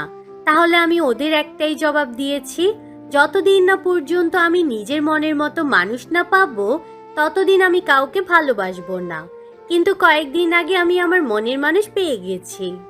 হিমির কথা শুনে অনেকেই অবাক, তাই সবাই ওই ব্যক্তিকে দেখতে চেয়েছে। কে সেই ব্যক্তি যাকে হিমি পছন্দ করে? সে হচ্ছে আমার স্বপ্নের রাজকুমার, আর ওর নাম লিমন। হিমির মুখে আমার নিজের নামটা শুনে অনেক অবাক হই। আমিও যে হিমিকে পছন্দ করি, কিন্তু হিমি যে এত তাড়াতাড়ি সব কিছু বলে দিবে তা আমি কল্পনাও করতে পারিনি। তাই আমি এখন সবার সামনে আমার ভালোবাসার মানুষটাকে প্রপোজ করব। কথাটা বলে হিমি হাঁটু গেড়ে সবার সামনে একটা গোলাপ এগিয়ে দিয়ে বলে, do you love me Limon? আমি হিমির হাত থেকে ফুলগুলো নিয়ে বলি, আই লাভ ইউ হিমি। কথাগুলো বলেই আমরা একজন আরেকজনকে জড়িয়ে ধরি। I love you too Limon. আমাদের ভালোবাসা দেখে ওখানে সবাই হাততালি দেয়। অনুষ্ঠান শেষে আমি হিমির বাবা মায়ের সাথে কথা বলি। ওনারাও আমাকে পছন্দ করেছে। ওই রাতে আমি চলে আসি আমার বাড়িতে। আজকের ঘটনা আমি আমার বাবা মাকে এবং আমার ছোট বোনকেও বলি। ভাইয়া, ভাবি কোনো ছবি আছে? ছবি কেন, তুই চাইলে একদিন বাড়িতেই নিয়ে আসি। তাই কর, এতে করে বাবা মাও দেখতে পাবে। হ্যাঁ লিমন, তুই বরং ওকে একদিন বাড়িতে নিয়ে আয়, তাহলে আমি আর তোর মা আমাদের বৌমাকে দেখতে পাবো। আব্বু, আমি তো ভেবেছিলাম তোমরা রাগ করবে। রাগ কেন করব বল? তোকে এতদিন বিয়ের কথা বলে বলে আমাদের মাথা খারাপ হয়ে গিয়েছে। শেষমেশ কাউকে তোর পছন্দ হয়েছে, এটাই আমাদের বড় পাওয়া। ঠিক আছে আম্মু, আমি ওকে রাজি করিয়ে একদিন নিয়ে আসবো বাড়িতে। তবে বাড়িতে আসলে ও যেন আমার পরিচয় না জানে, মানে আমার কাজটা কি, মনে থাকবে তো? ভাইয়া, হ্যাঁ, সব মনে থাকবে। তাহলে আমি বাড়িতে আনার আগে তোকে জানিয়ে দিব। ঠিক আছে ভাইয়া। সেদিন আমি চুপটি মেরে ওই বাড়ির কাছে শুয়ে থাকি, যাতে করে আমাকে কেউ না দেখতে পায়। ওইদিকে একে ওর দলবল দিয়ে ওই বাড়ির ভিতরে চলে যায়। তবে সবচেয়ে আশ্চর্য কথা হলো, ওখানে প্রায় 5 থেকে 6টা মেয়ে, সবার গায়ে একই পোশাক। তাই আমাকে একটু ভাবাচ্ছে এদের মধ্যে কে আসল আর কে নকল। তাই আমি উঠে গিয়ে ওই বাড়িটার কাছাকাছি যাই, জানালা দিয়ে উকি মারি, কিন্তু পুরো রুম ফাঁকা। তখন আমার বুঝতে বাকি রইল না যে ওরা আন্ডারগ্রাউন্ডে চলে গেছে। তাই আমি নিরাশ হয়ে ওখান থেকে চলে আসি। এইদিকে আন্ডারগ্রাউন্ডের ভিতরে তোদের বসের নাম কি বল? এখানে কেন এসেছিস? ওই লোকগুলো এতটাই ভয় পেয়েছে যে ওরা কোনো কথাই বলতে পারছে না। তোদের দিয়ে দেখতেছি কিচ্ছুই হবে না, তাই তোদের বাঁচিয়ে রাখার কোনো মানেই নেই। কথাগুলো বলে একে ওই লোকগুলোকে মেরে ফেলে। কুইন, চলেন এবার এখান থেকে আমাদের বের হতে হবে। আমরা যে রাস্তা দিয়ে এসেছি ওই রাস্তা দিয়ে আমরা ফিরবো না। আমাদের এখানে যে অন্য আরেকটা রাস্তা আছে, ওইটা দিয়ে বের হব। কুইন, এখান দিয়ে কোনো সমস্যা? কোনো কথা না বলে আমার পিছু পিছু আয় তোরা। ওরা সবাই একের পিছু পিছু যেতে থাকে। অনেকটা পথ ওরা হেঁটে ওই জঙ্গলের অন্য প্রান্তে গিয়ে পৌঁছায়। এইদিকে আমি সেই কখন থেকে বসে আছি, ওরা বের হবে কখন আর ওদের ধরবো কখন। অনেকক্ষণ হয়ে যাওয়াতে আমি ওখান থেকে চলে আসি। এইদিকে যতই দিন যাচ্ছে আমার কাছে সব রহস্যই মনে হচ্ছে, কেননা আমি অনেক খোঁজ খবর নিয়ে জানতে পারি একে মেয়েটা আসলেই ভালো। কিন্তু কি করব আমি, যতই ভালো হোক না কেন সে নিজের হাতে সব তুলে নিতে পারে না।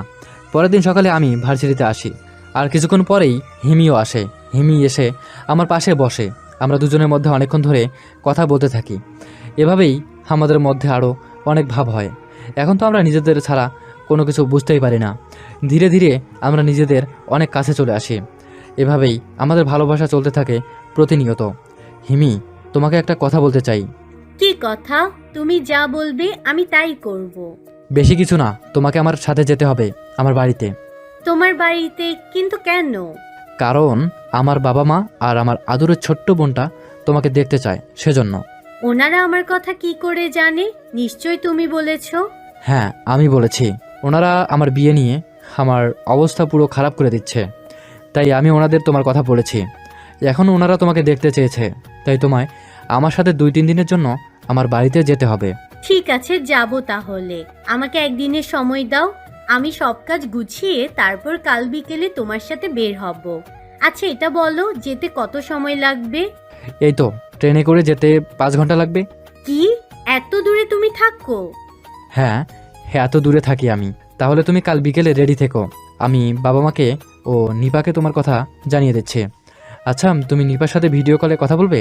আচ্ছা দাও, আমিও দেখি তোমার আদরের বোনটা দেখতে কেমন। এই নাও, কথা বলো। আমি মোবাইলটা হিমির হাতে দেই। হিমি সামনে তাকিয়ে দেখে মিষ্টি একটা মেয়ে, দেখতে অনেক সুন্দর, তার সাথে অনেক মায়াবী চেহারা ওর। নিপা হিমিকে দেখে বলতে থাকে, কি আপনি? আর আমার ভাইয়ার ফোন আপনার কাছে কেন? আমি হিমি, এবার চিনলে তো আমি কে? আরে আমার লক্ষ্মী ভাবি, কবে আসবে ভাইয়ার সাথে আমাদের বাড়িতে? কাল বিকেলে আমরা রওনা দিব। ভাবি, তাহলে তোমার পছন্দের খাবারের নাম বলো, আম্মুকে বলে দিব, আম্মু রান্না করে রেখে দিবে। আরে ওইসব লাগবে না। কেন লাগবে না? তুমি তো এখানে 1 ঘন্টার জন্য আসবে না যে নাস্তা করে চলে যাবে। তুমি এখানে কয়েকদিন থেকে তারপর যাবে। ঠিক আছে, তাহলে এখন রাখছি। হিমি কল কেটে দিয়ে ফোনটা আমার হাতে দিয়ে দেয়। এই নাও ফোন। তোমার বোনটা তো ভারী মিষ্টি। আমার একমাত্র বোন বলে কথা। তাহলে এবার উঠতে হবে, বাসায় গিয়ে সব গুছিয়ে নিতে হবে। ঠিক আছে, কিন্তু যাওয়ার আগে একটা কিস তো দিয়ে যাবে। কি বলছো, সবার সামনে দিব নাকি? উফ, কেউ দেখবে না। আমার কথা শেষ না হতেই হিমি একটা চুমু দিয়ে দেয় আমার গালে। আমি তো কিসের কথা বলেছি? আমিও তো তাই দিলাম। আরে আমি ঠোঁটে দেওয়ার কথা বলেছি। কি বলছো, ঠোঁটে? তাও এখানে? তুমি ওড়না দিয়ে ঢেকে কিস দিলেই তো হয়। তুমি চোখ বন্ধ করো। আমি চোখ বন্ধ করলাম। হিমি আমার ঠোঁটে নিজের ঠোঁট ডুবিয়ে দেয়। তখন হিমির মনে হচ্ছিল যেন কারেন্ট বয়ে যাচ্ছে ওর শরীরে। অনেক হয়েছে, তাহলে এবার আমি আসি। তবে সাবধানে যাবে। আমরা দুজন দুই দিকে চলে গেলাম। আমি নিজের রুমে গিয়ে সব কিছু গুছিয়ে নিতে থাকি। অন্যদিকে হিমি ওর বাড়িতে গিয়ে ওর বাবাকে রাজি করায়। কিন্তু হিমি, তুই যে যাবি, ওই দিকটা কে সামলাবে? আব্বু, এখন কি করব? আমি যে ওদের কথা দিয়ে দিয়েছি, এখন তো যেতেই হবে। ঠিক আছে, কিন্তু একটু সাবধানে থাকবি মা। তোর কিছু হয়ে গেলে আমি কি নিয়ে বাঁচবো? তুমি চিন্তা করো না আব্বু, লিমন অনেক ভালো ছেলে। তাছাড়া ওই দিন তো কথা বলে তুমি নিজেও বুঝতে পারলে। হ্যাঁ, কিন্তু তবুও নিজের খেয়াল রাখবি। যেহেতু কাল বিকালে যাবি, তাহলে সব কিছু ঠিক করে যাবি, যাতে করে তোর অসুবিধা না হয়। ঠিক আছে আব্বু, তাই হবে। ওই দিন রাতের বেলায় একে বের হয়ে ওর আস্তানায় যায়। তোমাদের যে কারণে আমি ডেকেছি, আমি কয়েকদিনের জন্য বাহিরে যাব, তাই আমার সাথে কেউ কন্ট্যাক্ট করবে না। প্রয়োজন হলে আমি করব। তাছাড়া আমি যতদিন না ফিরছি ততদিন তানু সবকিছু দেখাশোনা করবে। কি তানু, পারবে তো? হ্যাঁ কুইন, আপনি এত বড় একটা দায়িত্ব আমাকে দিয়েছেন, আমি তো অবশ্যই পালন করব। ভেরি গুড, তাহলে আমি এবার যাই। তানু, তুই সবটা সামলাবি। এইদিকে একে চলে আসে। পরের দিন বিকালে আমি নিজের ব্যাগ গুছিয়ে বের হয়ে হিমিদের বাড়িতে চলে আসি। আঙ্কেল, হিমি কোথায়? ও তো রুমে তৈরি হচ্ছে। তোমার সাথে আমার কিছু কথা ছিল। কি কথা আঙ্কেল? দেখো, কিছু মনে করো না। আমার মেয়ে তোমাকে ভালোবাসে, তাই তোমার সাথে ওর এত দূর পাঠাচ্ছি, কিন্তু ওর যেন কোনো ক্ষতি না হয়। আপনি এই নিয়ে একটুও টেনশন করবেন না। তবুও আমাদের শত্রুর অভাব নেই, তাই ওর খেয়াল রেখেও। আমি আপনার মেয়ের কোনো ক্ষতি হওয়া ছাড়াই আপনার কাছে নিয়ে আসবো। ওই তো হিমি চলে এসেছে। আব্বু, আমি যাচ্ছি, তুমি নিজের খেয়াল রেখো। তুইও নিজের খেয়াল রাখিস মা। আচ্ছা আব্বু, আমি যাই। লিমন চলো, ওইখানে গিয়ে আবার টিকিট কাটতে হবে। ওইসব আমার আগেই কেনা আছে। তাহলে আঙ্কেল, আমাদের এবার বিদায় দিন। যাও বাবা, সাবধানে। আমার দোয়া তোমাদের সাথেই থাকবে। আমি হিমিকে নিয়ে বেরিয়ে পড়ি। বাসা থেকে বের হয়ে রেলওয়েতে যাই। ওখানে ট্রেন আসার জন্য অপেক্ষা করতে থাকি। ট্রেন না আসায় আমি বাইরে থেকে কিছু খাবার নেই, কেননা এতে করে ট্রেনের ভিতরে খেয়ে নিতে পারবো খিদা লাগলে। আমি খাবার নিয়ে আসি। কিছুক্ষণ পর ট্রেন আসে। আমরা দুজনে গিয়ে উঠে পড়ি, নিজেদের কেবিনে গিয়ে বসে পড়ি। আমি আমাদের দুজনের জন্য আলাদা কেবিন নেই, যাতে করে আমরা কিছুক্ষণ সময় কাটাতে পারি। আমরা দুজন কেবিনে শুয়ে পড়ি। তার কিছুক্ষণ পরেই আমাদের কেবিনের দরজা কে যেন টোকা দেয়। তাই আমি কেবিন থেকে উঠে গিয়ে দরজা খুলে দেই। দরজা খুলে সামনে তাকিয়ে দেখি পুলিশ দাঁড়িয়ে আছে। পুলিশ দেখে আমি তো ভেবেই পাচ্ছি না কেন পুলিশ এখানে আসবে। অফিসার, কোনো সমস্যা হয়েছে? আমি পুলিশ অফিসারের সাথে কথা বলে জানতে পারি এখানে বিভিন্ন রকমের ছেলে মেয়ে আসে, এইসব কেবিন নেয় এবং অনেক কিছু ওরা করে। তাই ওনারা চেক করবে এখানেও কিছু আছে নাকি। দেখুন, আমার সাথে আমার গার্লফ্রেন্ড আছে, ও এখন ঘুমাচ্ছে, তাই আপনারা চুপচাপ এখান থেকে চলে যান। কথাটা বলেই পকেট থেকে একটা কার্ড বের করে দেখাই। ওরা কার্ড দেখে স্যালুট দিয়ে চলে যায়। ওরা চলে যাওয়াতে আমি দরজা বন্ধ করে দেই। দরজা বন্ধ করে দিয়ে শুয়ে থাকি। রাত 3টা বাজে ট্রেন স্টেশনে থামে। এবার আমাদের এখানে নেমে যেতে হবে, কিন্তু হিমি এখনও ঘুমে বিভোর। সেজন্য আমি হিমিকে না ডেকে কোলে নিয়ে নেই। হিমি এখন আমার কোলে, আর হিমির ব্যাগ আর আমার ব্যাগ দুটোই আমার কাঁধে। ওখান থেকে বের হয়ে আমি গাড়িতে হিমিকে শুয়ে দেই এবং ব্যাগগুলো ড্রাইভার গাড়িতে নিয়ে রাখে। আমি আসবো বলে বাসা থেকে আগে থেকেই গাড়ি পাঠিয়ে দিয়েছে। এইদিকে হিমি আরামে ঘুমাচ্ছে আমার কোলে মাথা রেখে। কিছুক্ষণ পর আমরা বাসায় চলে আসি। আমি হিমিকে নিয়ে একটা রুমে শুয়ে দেই। আমি যখন আসছিলাম তখন অনেক রাত ছিল, তাই কেউ জেগে থাকেনি। পরের দিন সকালে হিমি ঘুম থেকে উঠে দেখে একটা রুমে সে শুয়ে আছে। এতে হিমি ভয় পেয়ে যায়, কারণ ঘুমিয়েছিল ট্রেনে, আর চোখ মেলতেই দেখে সে অচেনা একটা রুমে শুয়ে আছে। হিমি তাড়াতাড়ি পাশ থেকে মোবাইল নিয়ে আমাকে কল দেয়। লিমন, তুমি কোথায়? আর আমাকে কে যেন একটা রুমে আটকে রেখেছে। তুমি 1 মিনিট অপেক্ষা করো, আমি আসতেছি। 1 মিনিটের মধ্যেই আমি ওই রুমে এসে হাজির। তুমি এসেছো? আমি তো ভয় পেয়ে গিয়েছিলাম। এতে ভয় পাওয়ার কি আছে? আমি আসি তো নাকি? তুমি ছিলে না বলে কিন্তু ভয় পেয়েছি। সরি, আসলে তুমি ট্রেনে ঘুমিয়েছিলে, তাই আমি তোমাকে ঘুম থেকে না তুলে কোলে করে বাসায় নিয়ে চলে আসি এবং এই রুমে শুয়ে দেই। কি, তুমি আমাকে ওখান থেকে এখান পর্যন্ত কোলে নিয়ে এসেছো? তো কি করব, তুমি ঘুমিয়েছিলে তাই আর কষ্ট করে তোমাকে জাগাইনি। তা কেউ দেখে ফেলেনি তো? ড্রাইভার আঙ্কেল ছাড়া অন্য কেউ দেখেনি। বাড়ির সবাই কোথায়? ওনারা নিচে আছে, তুমি ফ্রেশ হয়ে আসো। তুমি এখানে বসো, আমি ফ্রেশ হয়ে আসছি। হিমি কিছুক্ষণ পর ফ্রেশ হয়ে আসলে আমি হিমিকে নিয়ে নিচে নামি। এইদিকে হিমি তো বাড়িটা দেখে একদম অবাক, কেননা বাড়িটা অনেক বড়। হিমি এতদিন জেনে এসেছিল ওদের বাড়িটাই সবচেয়ে বড়, কিন্তু এখন দেখছে এই বাড়িটাও অনেক বড়। ওয়াও লিমন, তোমাদের এই বাড়িটা দেখছি অনেক বড়। ওই একটু একটু বড় আর কি। এখন চলো সবার সাথে তোমার পরিচয় করিয়ে দেই। আমি হিমিকে নিয়ে ড্রয়িং রুমে আসি। আমাকে এখানে দেখে বাড়ির সবাই অবাক হয়, কেননা আমি যে বাড়িতে আসবো তা তো সবাই জানে, কিন্তু তাই বলে রাতেই চলে এসেছি তা ওনারা বুঝতে পারেনি। ভাইয়া তুই কখন এলি? আর ভাবিও দেখি চলে এসছে। নিপার মুখে ভাবি নামটা শুনে হিমি একটু লজ্জা পায়। হয়েছে ভাবি, লজ্জা পেতে হবে না। এরপর হিমি আমার বাবা মাকে সালাম দেয়। ওনারা হিমিকে দেখে অনেক খুশি হয়, কেননা হিমি দেখতে অনেক সুন্দর। গায়ের রং শ্যামলা, চোখ দুটো টানা টানা, এত মায়া যেন সেই চোখেই, যে তাকাবে সেই আটকে যাবে তার চোখের মায়ায়। আমার সাথে বেশ মানিয়েছে, তাই হিমিকে প্রথম দেখেই ওনাদের ভালো লেগে যায়। আসো না, বসো এখানে। তোমার ক্ষুধা লেগেছে মনে হয়। ঈশা, আগে আমার বৌমাকে খেতে দাও, তারপর লিমনকে। একদম ঠিক হবে বাবা। নিপা হিমিকে নিয়ে চলে যায় খাবার টেবিলে। ওখানে গিয়ে হিমিকে বসিয়ে দেয়। কিছুক্ষণ পর আমিও টেবিলে এসে খাবার খেতে থাকি। খাবার খাওয়া শেষ হলে হিমি আমার বাবা মা ও নিপার সাথে আড্ডা দেওয়ার জন্য চলে যায়। হিমি ওনাদের সাথে অনেকক্ষণ কথা বলতে থাকে। এভাবে হিমি ওনাদের সাথে অনেক ফ্রি হয়ে যায় এই কয়েকদিনে। দেখতে দেখতে 2 দিন কেটে যায়। হিমি আমার বাবা মাকে এই কয়েকটা দিনে অনেক আপন করে নিয়েছে। আব্বু, আমরা কালকে চলে যাব।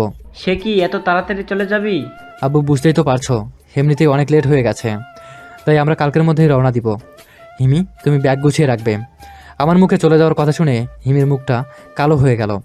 হিমি, মন খারাপ করো না, আমাদের পরীক্ষা শেষ হলেই একেবারের জন্য তোমাকে নিয়ে চলে আসব। আব্বু, আমি ওকে নিয়ে একটু বের হব, এখান থেকে ওর জন্য কিছু কিনতে হবে, সাথে আমাদের অফিসটাও ঘুরিয়ে আনি। ভাইয়া এতে ভালোই হবে, এতে করে আমারও কিছু কেনা হবে। তোর শুধু শপিং করা ছাড়া অন্য কোনো কাজ নাই। যা তাহলে রেডি হয়ে নে, আমরা এখনই বের হব। ওরা দুজনে রেডি হয়ে নেয়। আমি ওদের নিয়ে অফিসে যাই। প্রথমে ওখানে পুরো অফিসটাই ঘুরিয়ে দেখাই। তোমাদের কি একটাই অফিস নাকি? না, আরও 5-6টা আছে, ওইগুলো পরে দেখতে পারবে। এখন চলো শপিংয়ে যাই। হ্যাঁ ভাইয়া চল তাড়াতাড়ি। আমি ওদের নিয়ে শপিংয়ে চলে যাই। ওখানে ওরা নিজেদের পছন্দের অনেক জামা নেয়। শপিং শেষে ওদের নিয়ে চলে আসি বাসায়। হিমি, তাহলে তুমি ব্যাগ গুছিয়ে নাও, আমরা রাতেই রওনা দিব। ঠিক আছে, আমি তাহলে ব্যাগ গুছিয়ে নিই। হিমি কিছুক্ষণ পর ব্যাগ গুছিয়ে নিয়ে নিচে চলে আসলো। আমি আব্বু আম্মু ও নিপার থেকে বিদায় নিয়ে হিমিকে নিয়ে চলে আসি রেলওয়ে স্টেশনে। কয়েক ঘন্টা পর আমরা নিজেদের শহরে চলে আসি। হিমি, চলো তোমাকে বাড়িতে পৌঁছে দেই। লাগবে না লিমন, আব্বু গাড়ি পাঠিয়ে দিয়েছে। ঠিক আছে, তাহলে তুমি যাও বাড়িতে। কাল তাহলে দেখা হচ্ছে ভার্সিটিতে। হ্যাঁ অবশ্যই, দেখা যাবে। আমরা ওখান থেকে চলে আসি। পরের দিন আমি আর হিমি ভার্সিটিতে দেখা করি। এখন বলো, আমার পরিবার তোমার কেমন লেগেছে? সত্যি লিমন, তোমার পরিবার অনেক ভালো। এই অল্প কয়েকদিনে আমাকে অনেক আপন করে নিয়েছে। তাহলে আমাদের পরীক্ষার পর আমরা বিয়ে করে নেব, ঠিক আছে? ঠিক আছে, তাই হবে। ভার্সিটি শেষে যে যার বাসায় চলে যাই। রাতে আমি বাসা থেকে বের হয়ে চলে আসি ওই জঙ্গলের ভিতরে। কিন্তু আজকে আমি নিজে থেকেই ওই রুমের ভিতরে বসে আছি, যাতে করে আমি ওই একে ধরতে পারি। কেননা ওই একে 5-6 জন মেয়ে নিয়ে এখানে আসে, তাই এখানেই ওদের ধরতে হবে। ঠিক তেমনটাই হলো। একে ওর দল নিয়ে ওই বাড়িতে ঢুকে যায়। ওখানে ঢুকেই দেখে আমি গুলি এবং বোমা নিয়ে বসে আছি। ওই কে তুই? এখানে কি করছিস? আমি কে তা পরে জানবি, আগে বল তোদের মধ্যে একে কে? আমি এই কে, এখন বল কে তুই? কথাগুলো বলে ওখান থেকে একটা মেয়ে বেরিয়ে এলো, কিন্তু মুখে মাস্ক পরা, তাই আমিও ওই মেয়েটার চেহারা দেখতে পাচ্ছি না এবং মেয়েটাও আমার চেহারা দেখতে পাচ্ছে না।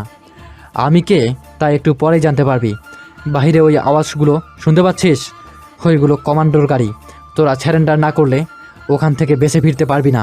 ও তাই নাকি? তাহলে তুই কি পুলিশের লোক নাকি অন্য কোনো ডিপার্টমেন্টে কাজ করিস? কথা না বলে তোদের মুখের মাস্কগুলো খোল তাড়াতাড়ি। এইদিকে একে, তানু ওরা বাইরে পরিস্থিতি দেখে ভালো করে বুঝতে পেরেছে সত্যি এখান থেকে বের হওয়া অসম্ভব। তার উপর ছবির ফ্রেমটাও ভাঙ্গা, নয়তো ওরা নিচে চলে যেতে পারতো। দেখুন, আমরা স্যালেন্ডার করছি, তবু আমাদের পানে মারবেন না প্লিজ।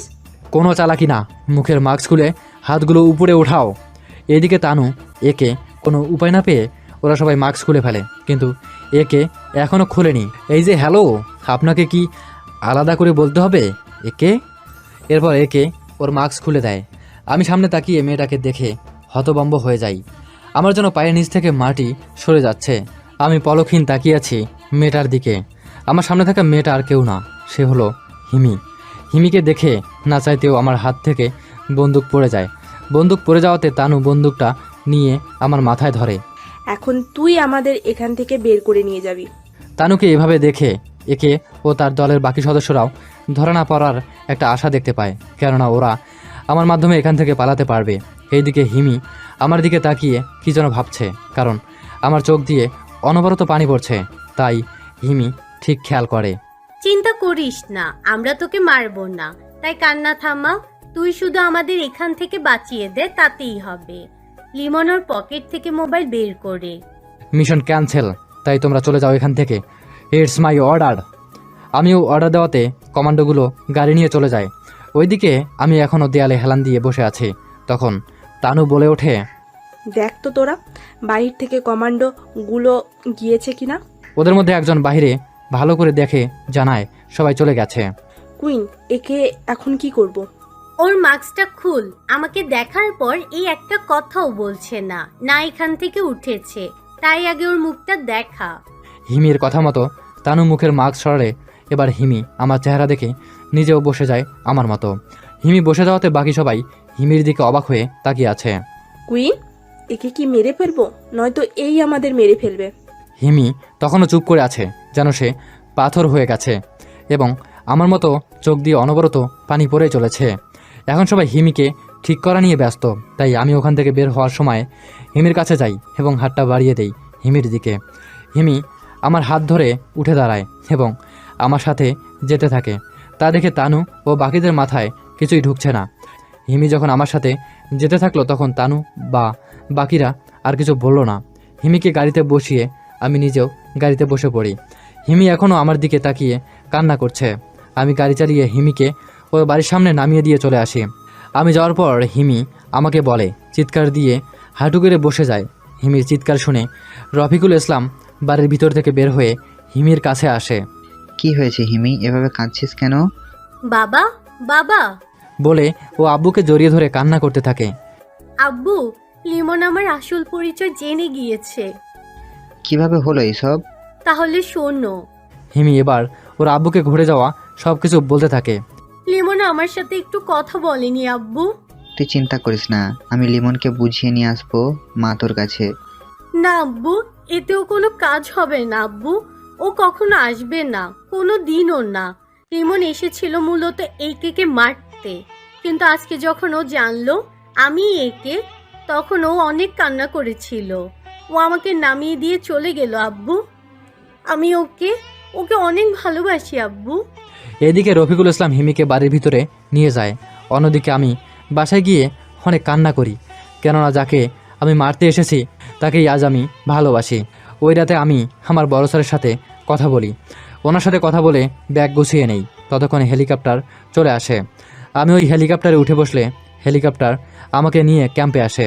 ক্যাম্পে আসার পর থেকে আমার মন একদম খারাপ হয়ে আছে আজ 2 দিন ধরে। তার কারণটা তো আপনারা সবাই জানেনই। আমাকে এমন মনমরা দেখে বড় অফিসার আমার কাছে আসে। কি হয়েছে লিমন? তুমি এমন করে বসে থাকলে বাকিদের কি হবে? আপনি তো জানেন, জীবনে প্রথম কোনো মিশনে গিয়ে কাউকে ভালোবেসেছি, কিন্তু ভাগ্যের কি পরিহাস, যাকে মারার জন্য গিয়েছি উল্টো তার সাথেই আমার ভালোবাসা হলো। লিমন, এই ব্যাপারে আমি তোমাকে কিছুই বলতে পারবো না। শুধু এতটুকু জেনে রেখো, তুমি যা করেছো ঠিকই করেছো, তবে মেয়েটাকে তুমি কষ্ট দিও না। কি করব স্যার, আমি যদি ওই রাতে ওর চেহারা না দেখতে চাইতাম তাহলে তো ওর লাশ নিয়ে থাকতে হতো আমার। ঠিক আছে লিমন, আমি বুঝতে পারছি, তবে তুমি কমান্ডোগুলোকে ওখান থেকে নিয়ে এসেছো, এতে করে আরও সমস্যা হয়েছে। ওরা যে কোনো মুহূর্তে ওই মেয়েটাকে মেরে ফেলতে পারে। কি বলছেন কি স্যার? হ্যাঁ, আমি ঠিকই বলেছি। আমি জানতে পেরেছি ওরা ওই মেয়েটাকে যদি একবার চিনে যায় তাহলে ওরা প্রাণে মেরে ফেলবে। তাই আমি বলছিলাম কি, তুমি তোমার ভালোবাসার মানুষটাকে বাঁচাও। যদিও সে অনেক লোককে মেরেছে, কিন্তু ওকে বাঁচানো তোমার কর্তব্য। তার উপর তোমার বাবা মা বোন সবাই হিমিকেই নিজেদের বাড়ির বউ ধরে নিয়েছে, কারণ তোমার বাড়িতে কোনো প্রেশারের লোক যাওয়া আসা সাহস করবে না। কিন্তু স্যার, এর ওপরে যে সব প্রশাসন ক্ষেপে আছে, ও কোনো খারাপ কাজ করতো না স্যার। ও যাদের মেরেছে ওরাই উল্টা খারাপ কাজ করতো। সেজন্য বলছি তুমি গিয়ে হিমির পাশে দাঁড়াও, ওকে বিয়ে করো, তোমার বাড়িতে নিয়ে যাও। এতে করে তোমার বাড়ির সবাই খুশি হবে, মেয়েটাও বেঁচে যাবে। কারণ তোমার বাড়িতে কোনো প্রশাসনের লোক যাওয়ার সাহস করবে না। তাহলে আমি কালকেই গিয়ে ওকে নিয়ে আসবো। কিন্তু স্যার, তার আগে তো আমাদের একটা মিশন আছে, ওটা শেষ করতে হবে, তারপর আমি যাব। তুমি যা ভালো বুঝো। বয়সে আমি তোমার বড়, তার উপর সিনিয়র, কিন্তু আমি তোমাকে নিজের ছেলের মতো দেখি। তাই আমি চাই না তুমি কষ্টে থাকো। তাহলে স্যার, আমি কালকের মিশনটা শেষ করে যাচ্ছি। আমি ওখান থেকে চলে যাই। অন্যদিকে আমি এভাবে কোনো কিছু না বলে যাওয়াতে হিমি এই 3 দিন ধরে ঘরের দরজা বন্ধ করে রেখেছে। ঠিকমতো খাওয়া দাওয়াও করছে না। এতে করে হিমির অবস্থা দিন দিন খারাপ হয়ে যাচ্ছে। হিমির এই অবস্থা দেখে হিমির আব্বু আমার বাড়িতে কল করলে কলটা নিপা রিসিভ করে। আসসালামু আলাইকুম, কে বলছেন? আমি হিমির আব্বু বলছি। তুমি কে মা? আমি নিপা। আপনার কাকে প্রয়োজন আঙ্কেল, আব্বুকে না আম্মুকে? এটা কি লিমনের বাড়ির নাম্বার? জি আঙ্কেল, আমি ভাইয়ার ছোট বোন নিপা। আসলে আমার হিমির অবস্থা অনেক খারাপ। 3 দিন আমার মেয়েটা মৃত্যুর দিকে চলে যাচ্ছে। কি হয়েছে ভাবির? হিমির অবস্থা অনেক খারাপ। এরপর উনি হিমির সব সমস্যার কথা নিপাকে বলে। সব কথা শোনার পর নিপা বলে, আঙ্কেল আপনি চিন্তা করবেন না, আমি ভাইয়াকে বুঝিয়ে বলবো। কিন্তু ভাইয়াকে এখন পাবো না, কল দিয়ে 2 দিন পর ফোনে পাবো। যা করার তাড়াতাড়ি করবে, যেন দেরি না হয়ে যায়। ঠিক আছে আঙ্কেল। নিপাক ওনার সাথে কথা বলে বাবা মাকে কথাগুলো বলে, কিন্তু আমি এখন কোথায় আছি তা ওনারাও কেউ জানে না। অন্যদিকে আমি চলে যাই মিশনে আমি আগের মতো নেই, কেন যেন মন মরা হয়ে থাকি। কিন্তু আমার এমন অবস্থা আমার টিমদের জন্য খারাপ অবস্থা নিয়ে আসতে পারে। তাই আমি অনেক ফোকাস নিয়ে মিশন শেষ করতে থাকি। মিশনে আমার অন্য মানুষের কারণে আমার হাতে গুলি লাগার ফলে কয়েকজন আর্মি আমাকে প্লেনের দিকে নিয়ে যেতে চাইলে আমি না করে দেই। এরপর গুলি বের করে আমার ক্ষতস্থান বেঁধে নেই।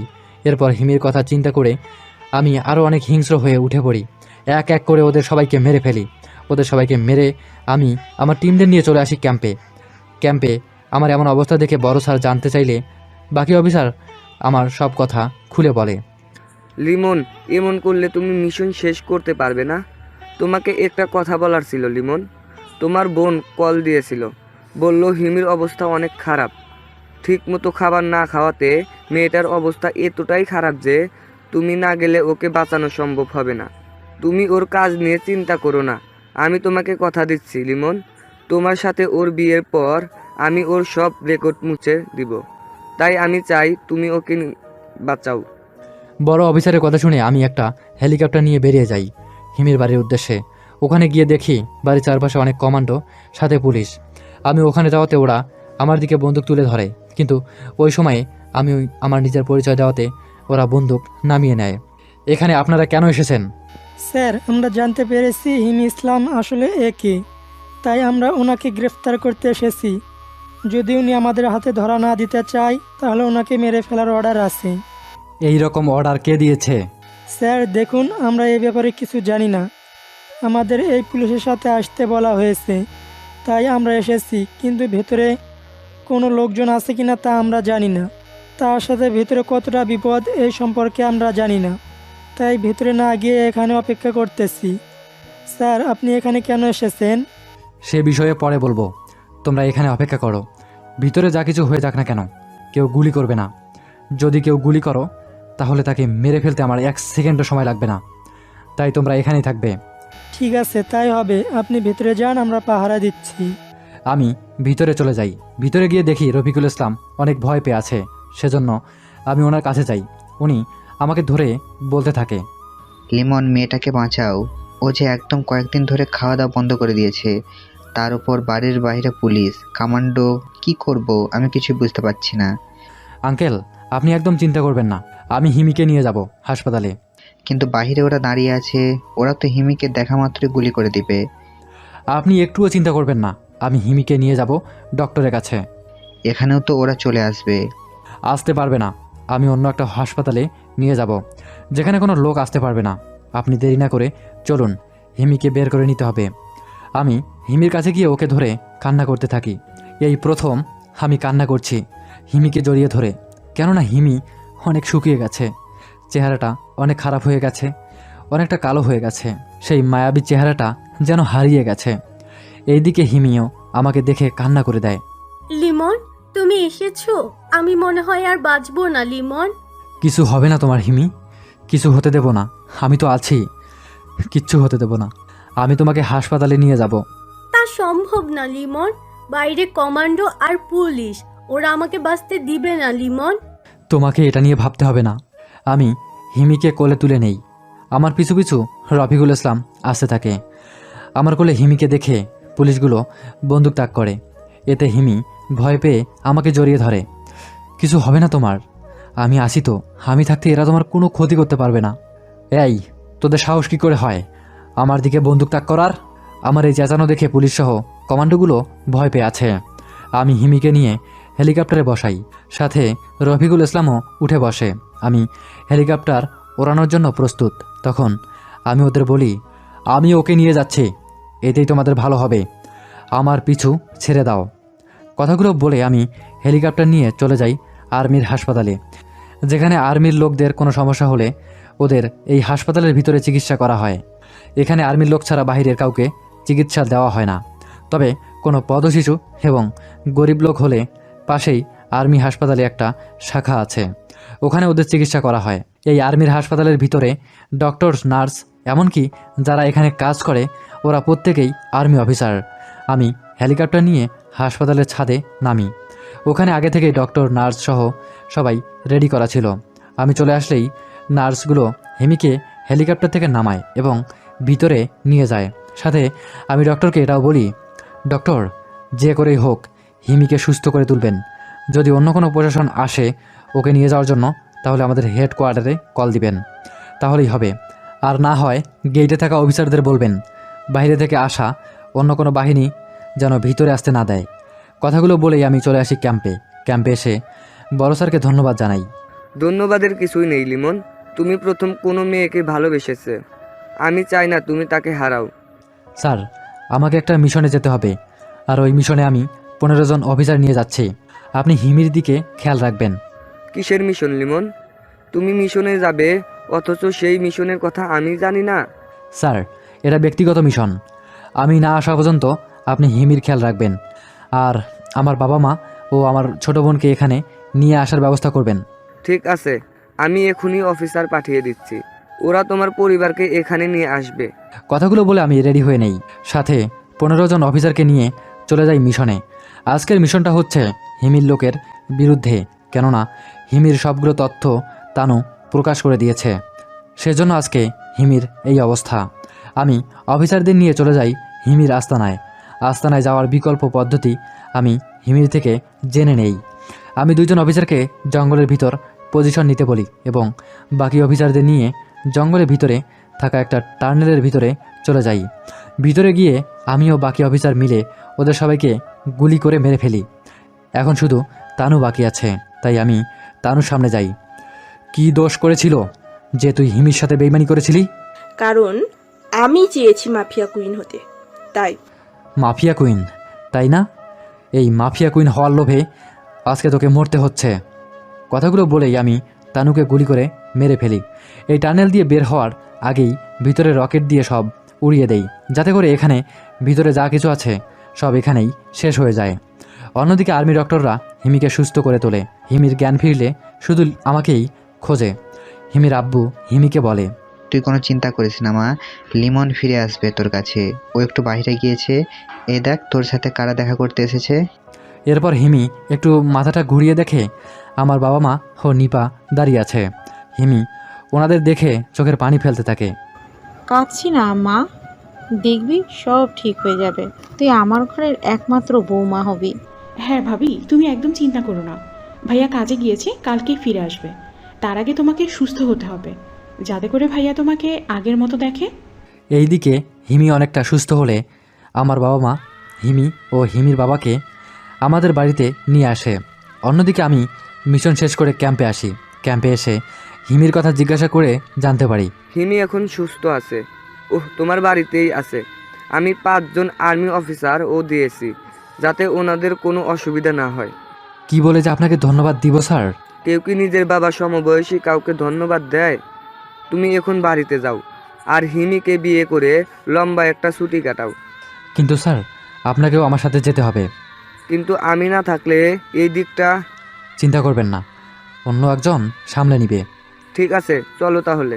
আমি ওনাকে নিয়ে চলে যাই আমার বাসায়। ওখানে গিয়ে আমি হিমিকে দেখতে পাই। হিমি আমাকে দেখতে পেয়ে দৌড়ে এসে জড়িয়ে ধরে। সরি লিমন, আমার ভুল হয়ে গেছে। কান্না করতে হবে না, কাজী সাহেব বিয়ে পড়ান। তুমি কাজে নিয়ে এসেছো? বারে, তোমাকে ভালোবেসেছি বলেই তো হারাতে দেইনি। তাছাড়া বড় স্যারও আমাকে অনেক সাহায্য করেছে, তাই স্যারকেও সঙ্গে করে নিয়ে আসলাম। তাহলে কাজী সাহেব আপনি বিয়ে পড়ান। কাজী সাহেব বিয়ে পড়ানো শুরু করে দিল। বিয়ে শেষে কাজী সাহেব রেজিস্টার খাতা এগিয়ে দিলে আমি এবং হিমি সাইন করে দেই। আমাদের বিয়ে পড়িয়ে কাজী সাহেব চলে যায়। এরপর ক্যাম্পে কাজ থাকার কারণে আমার বড় স্যারও চলে যায় ওখান থেকে। ভাইয়া তাহলে সব কিছু ঠিক হয়েছে, তাহলে বড় করে একটা অনুষ্ঠান করব কিন্তু। তা অবশ্যই করা যায়, কিন্তু একে ওহ সরি হিমি, তুমি কি বলো? আমার মুখে একে কথা শুনে ওখানেই সবাই হাসতে থাকে। আর এই হাসির মাধ্যমেই সেনাবাহিনী ও মাফিয়া কুইনের মিলন হয়। গল্পটা কেমন হয়েছে তা আপনারা সবাই অবশ্যই কমেন্ট করে জানাবেন। এই গল্পটা সিজন 2 বের করব না, তাই সিজন 2 বের করার জন্য কেউ অনুরোধ করবেন না।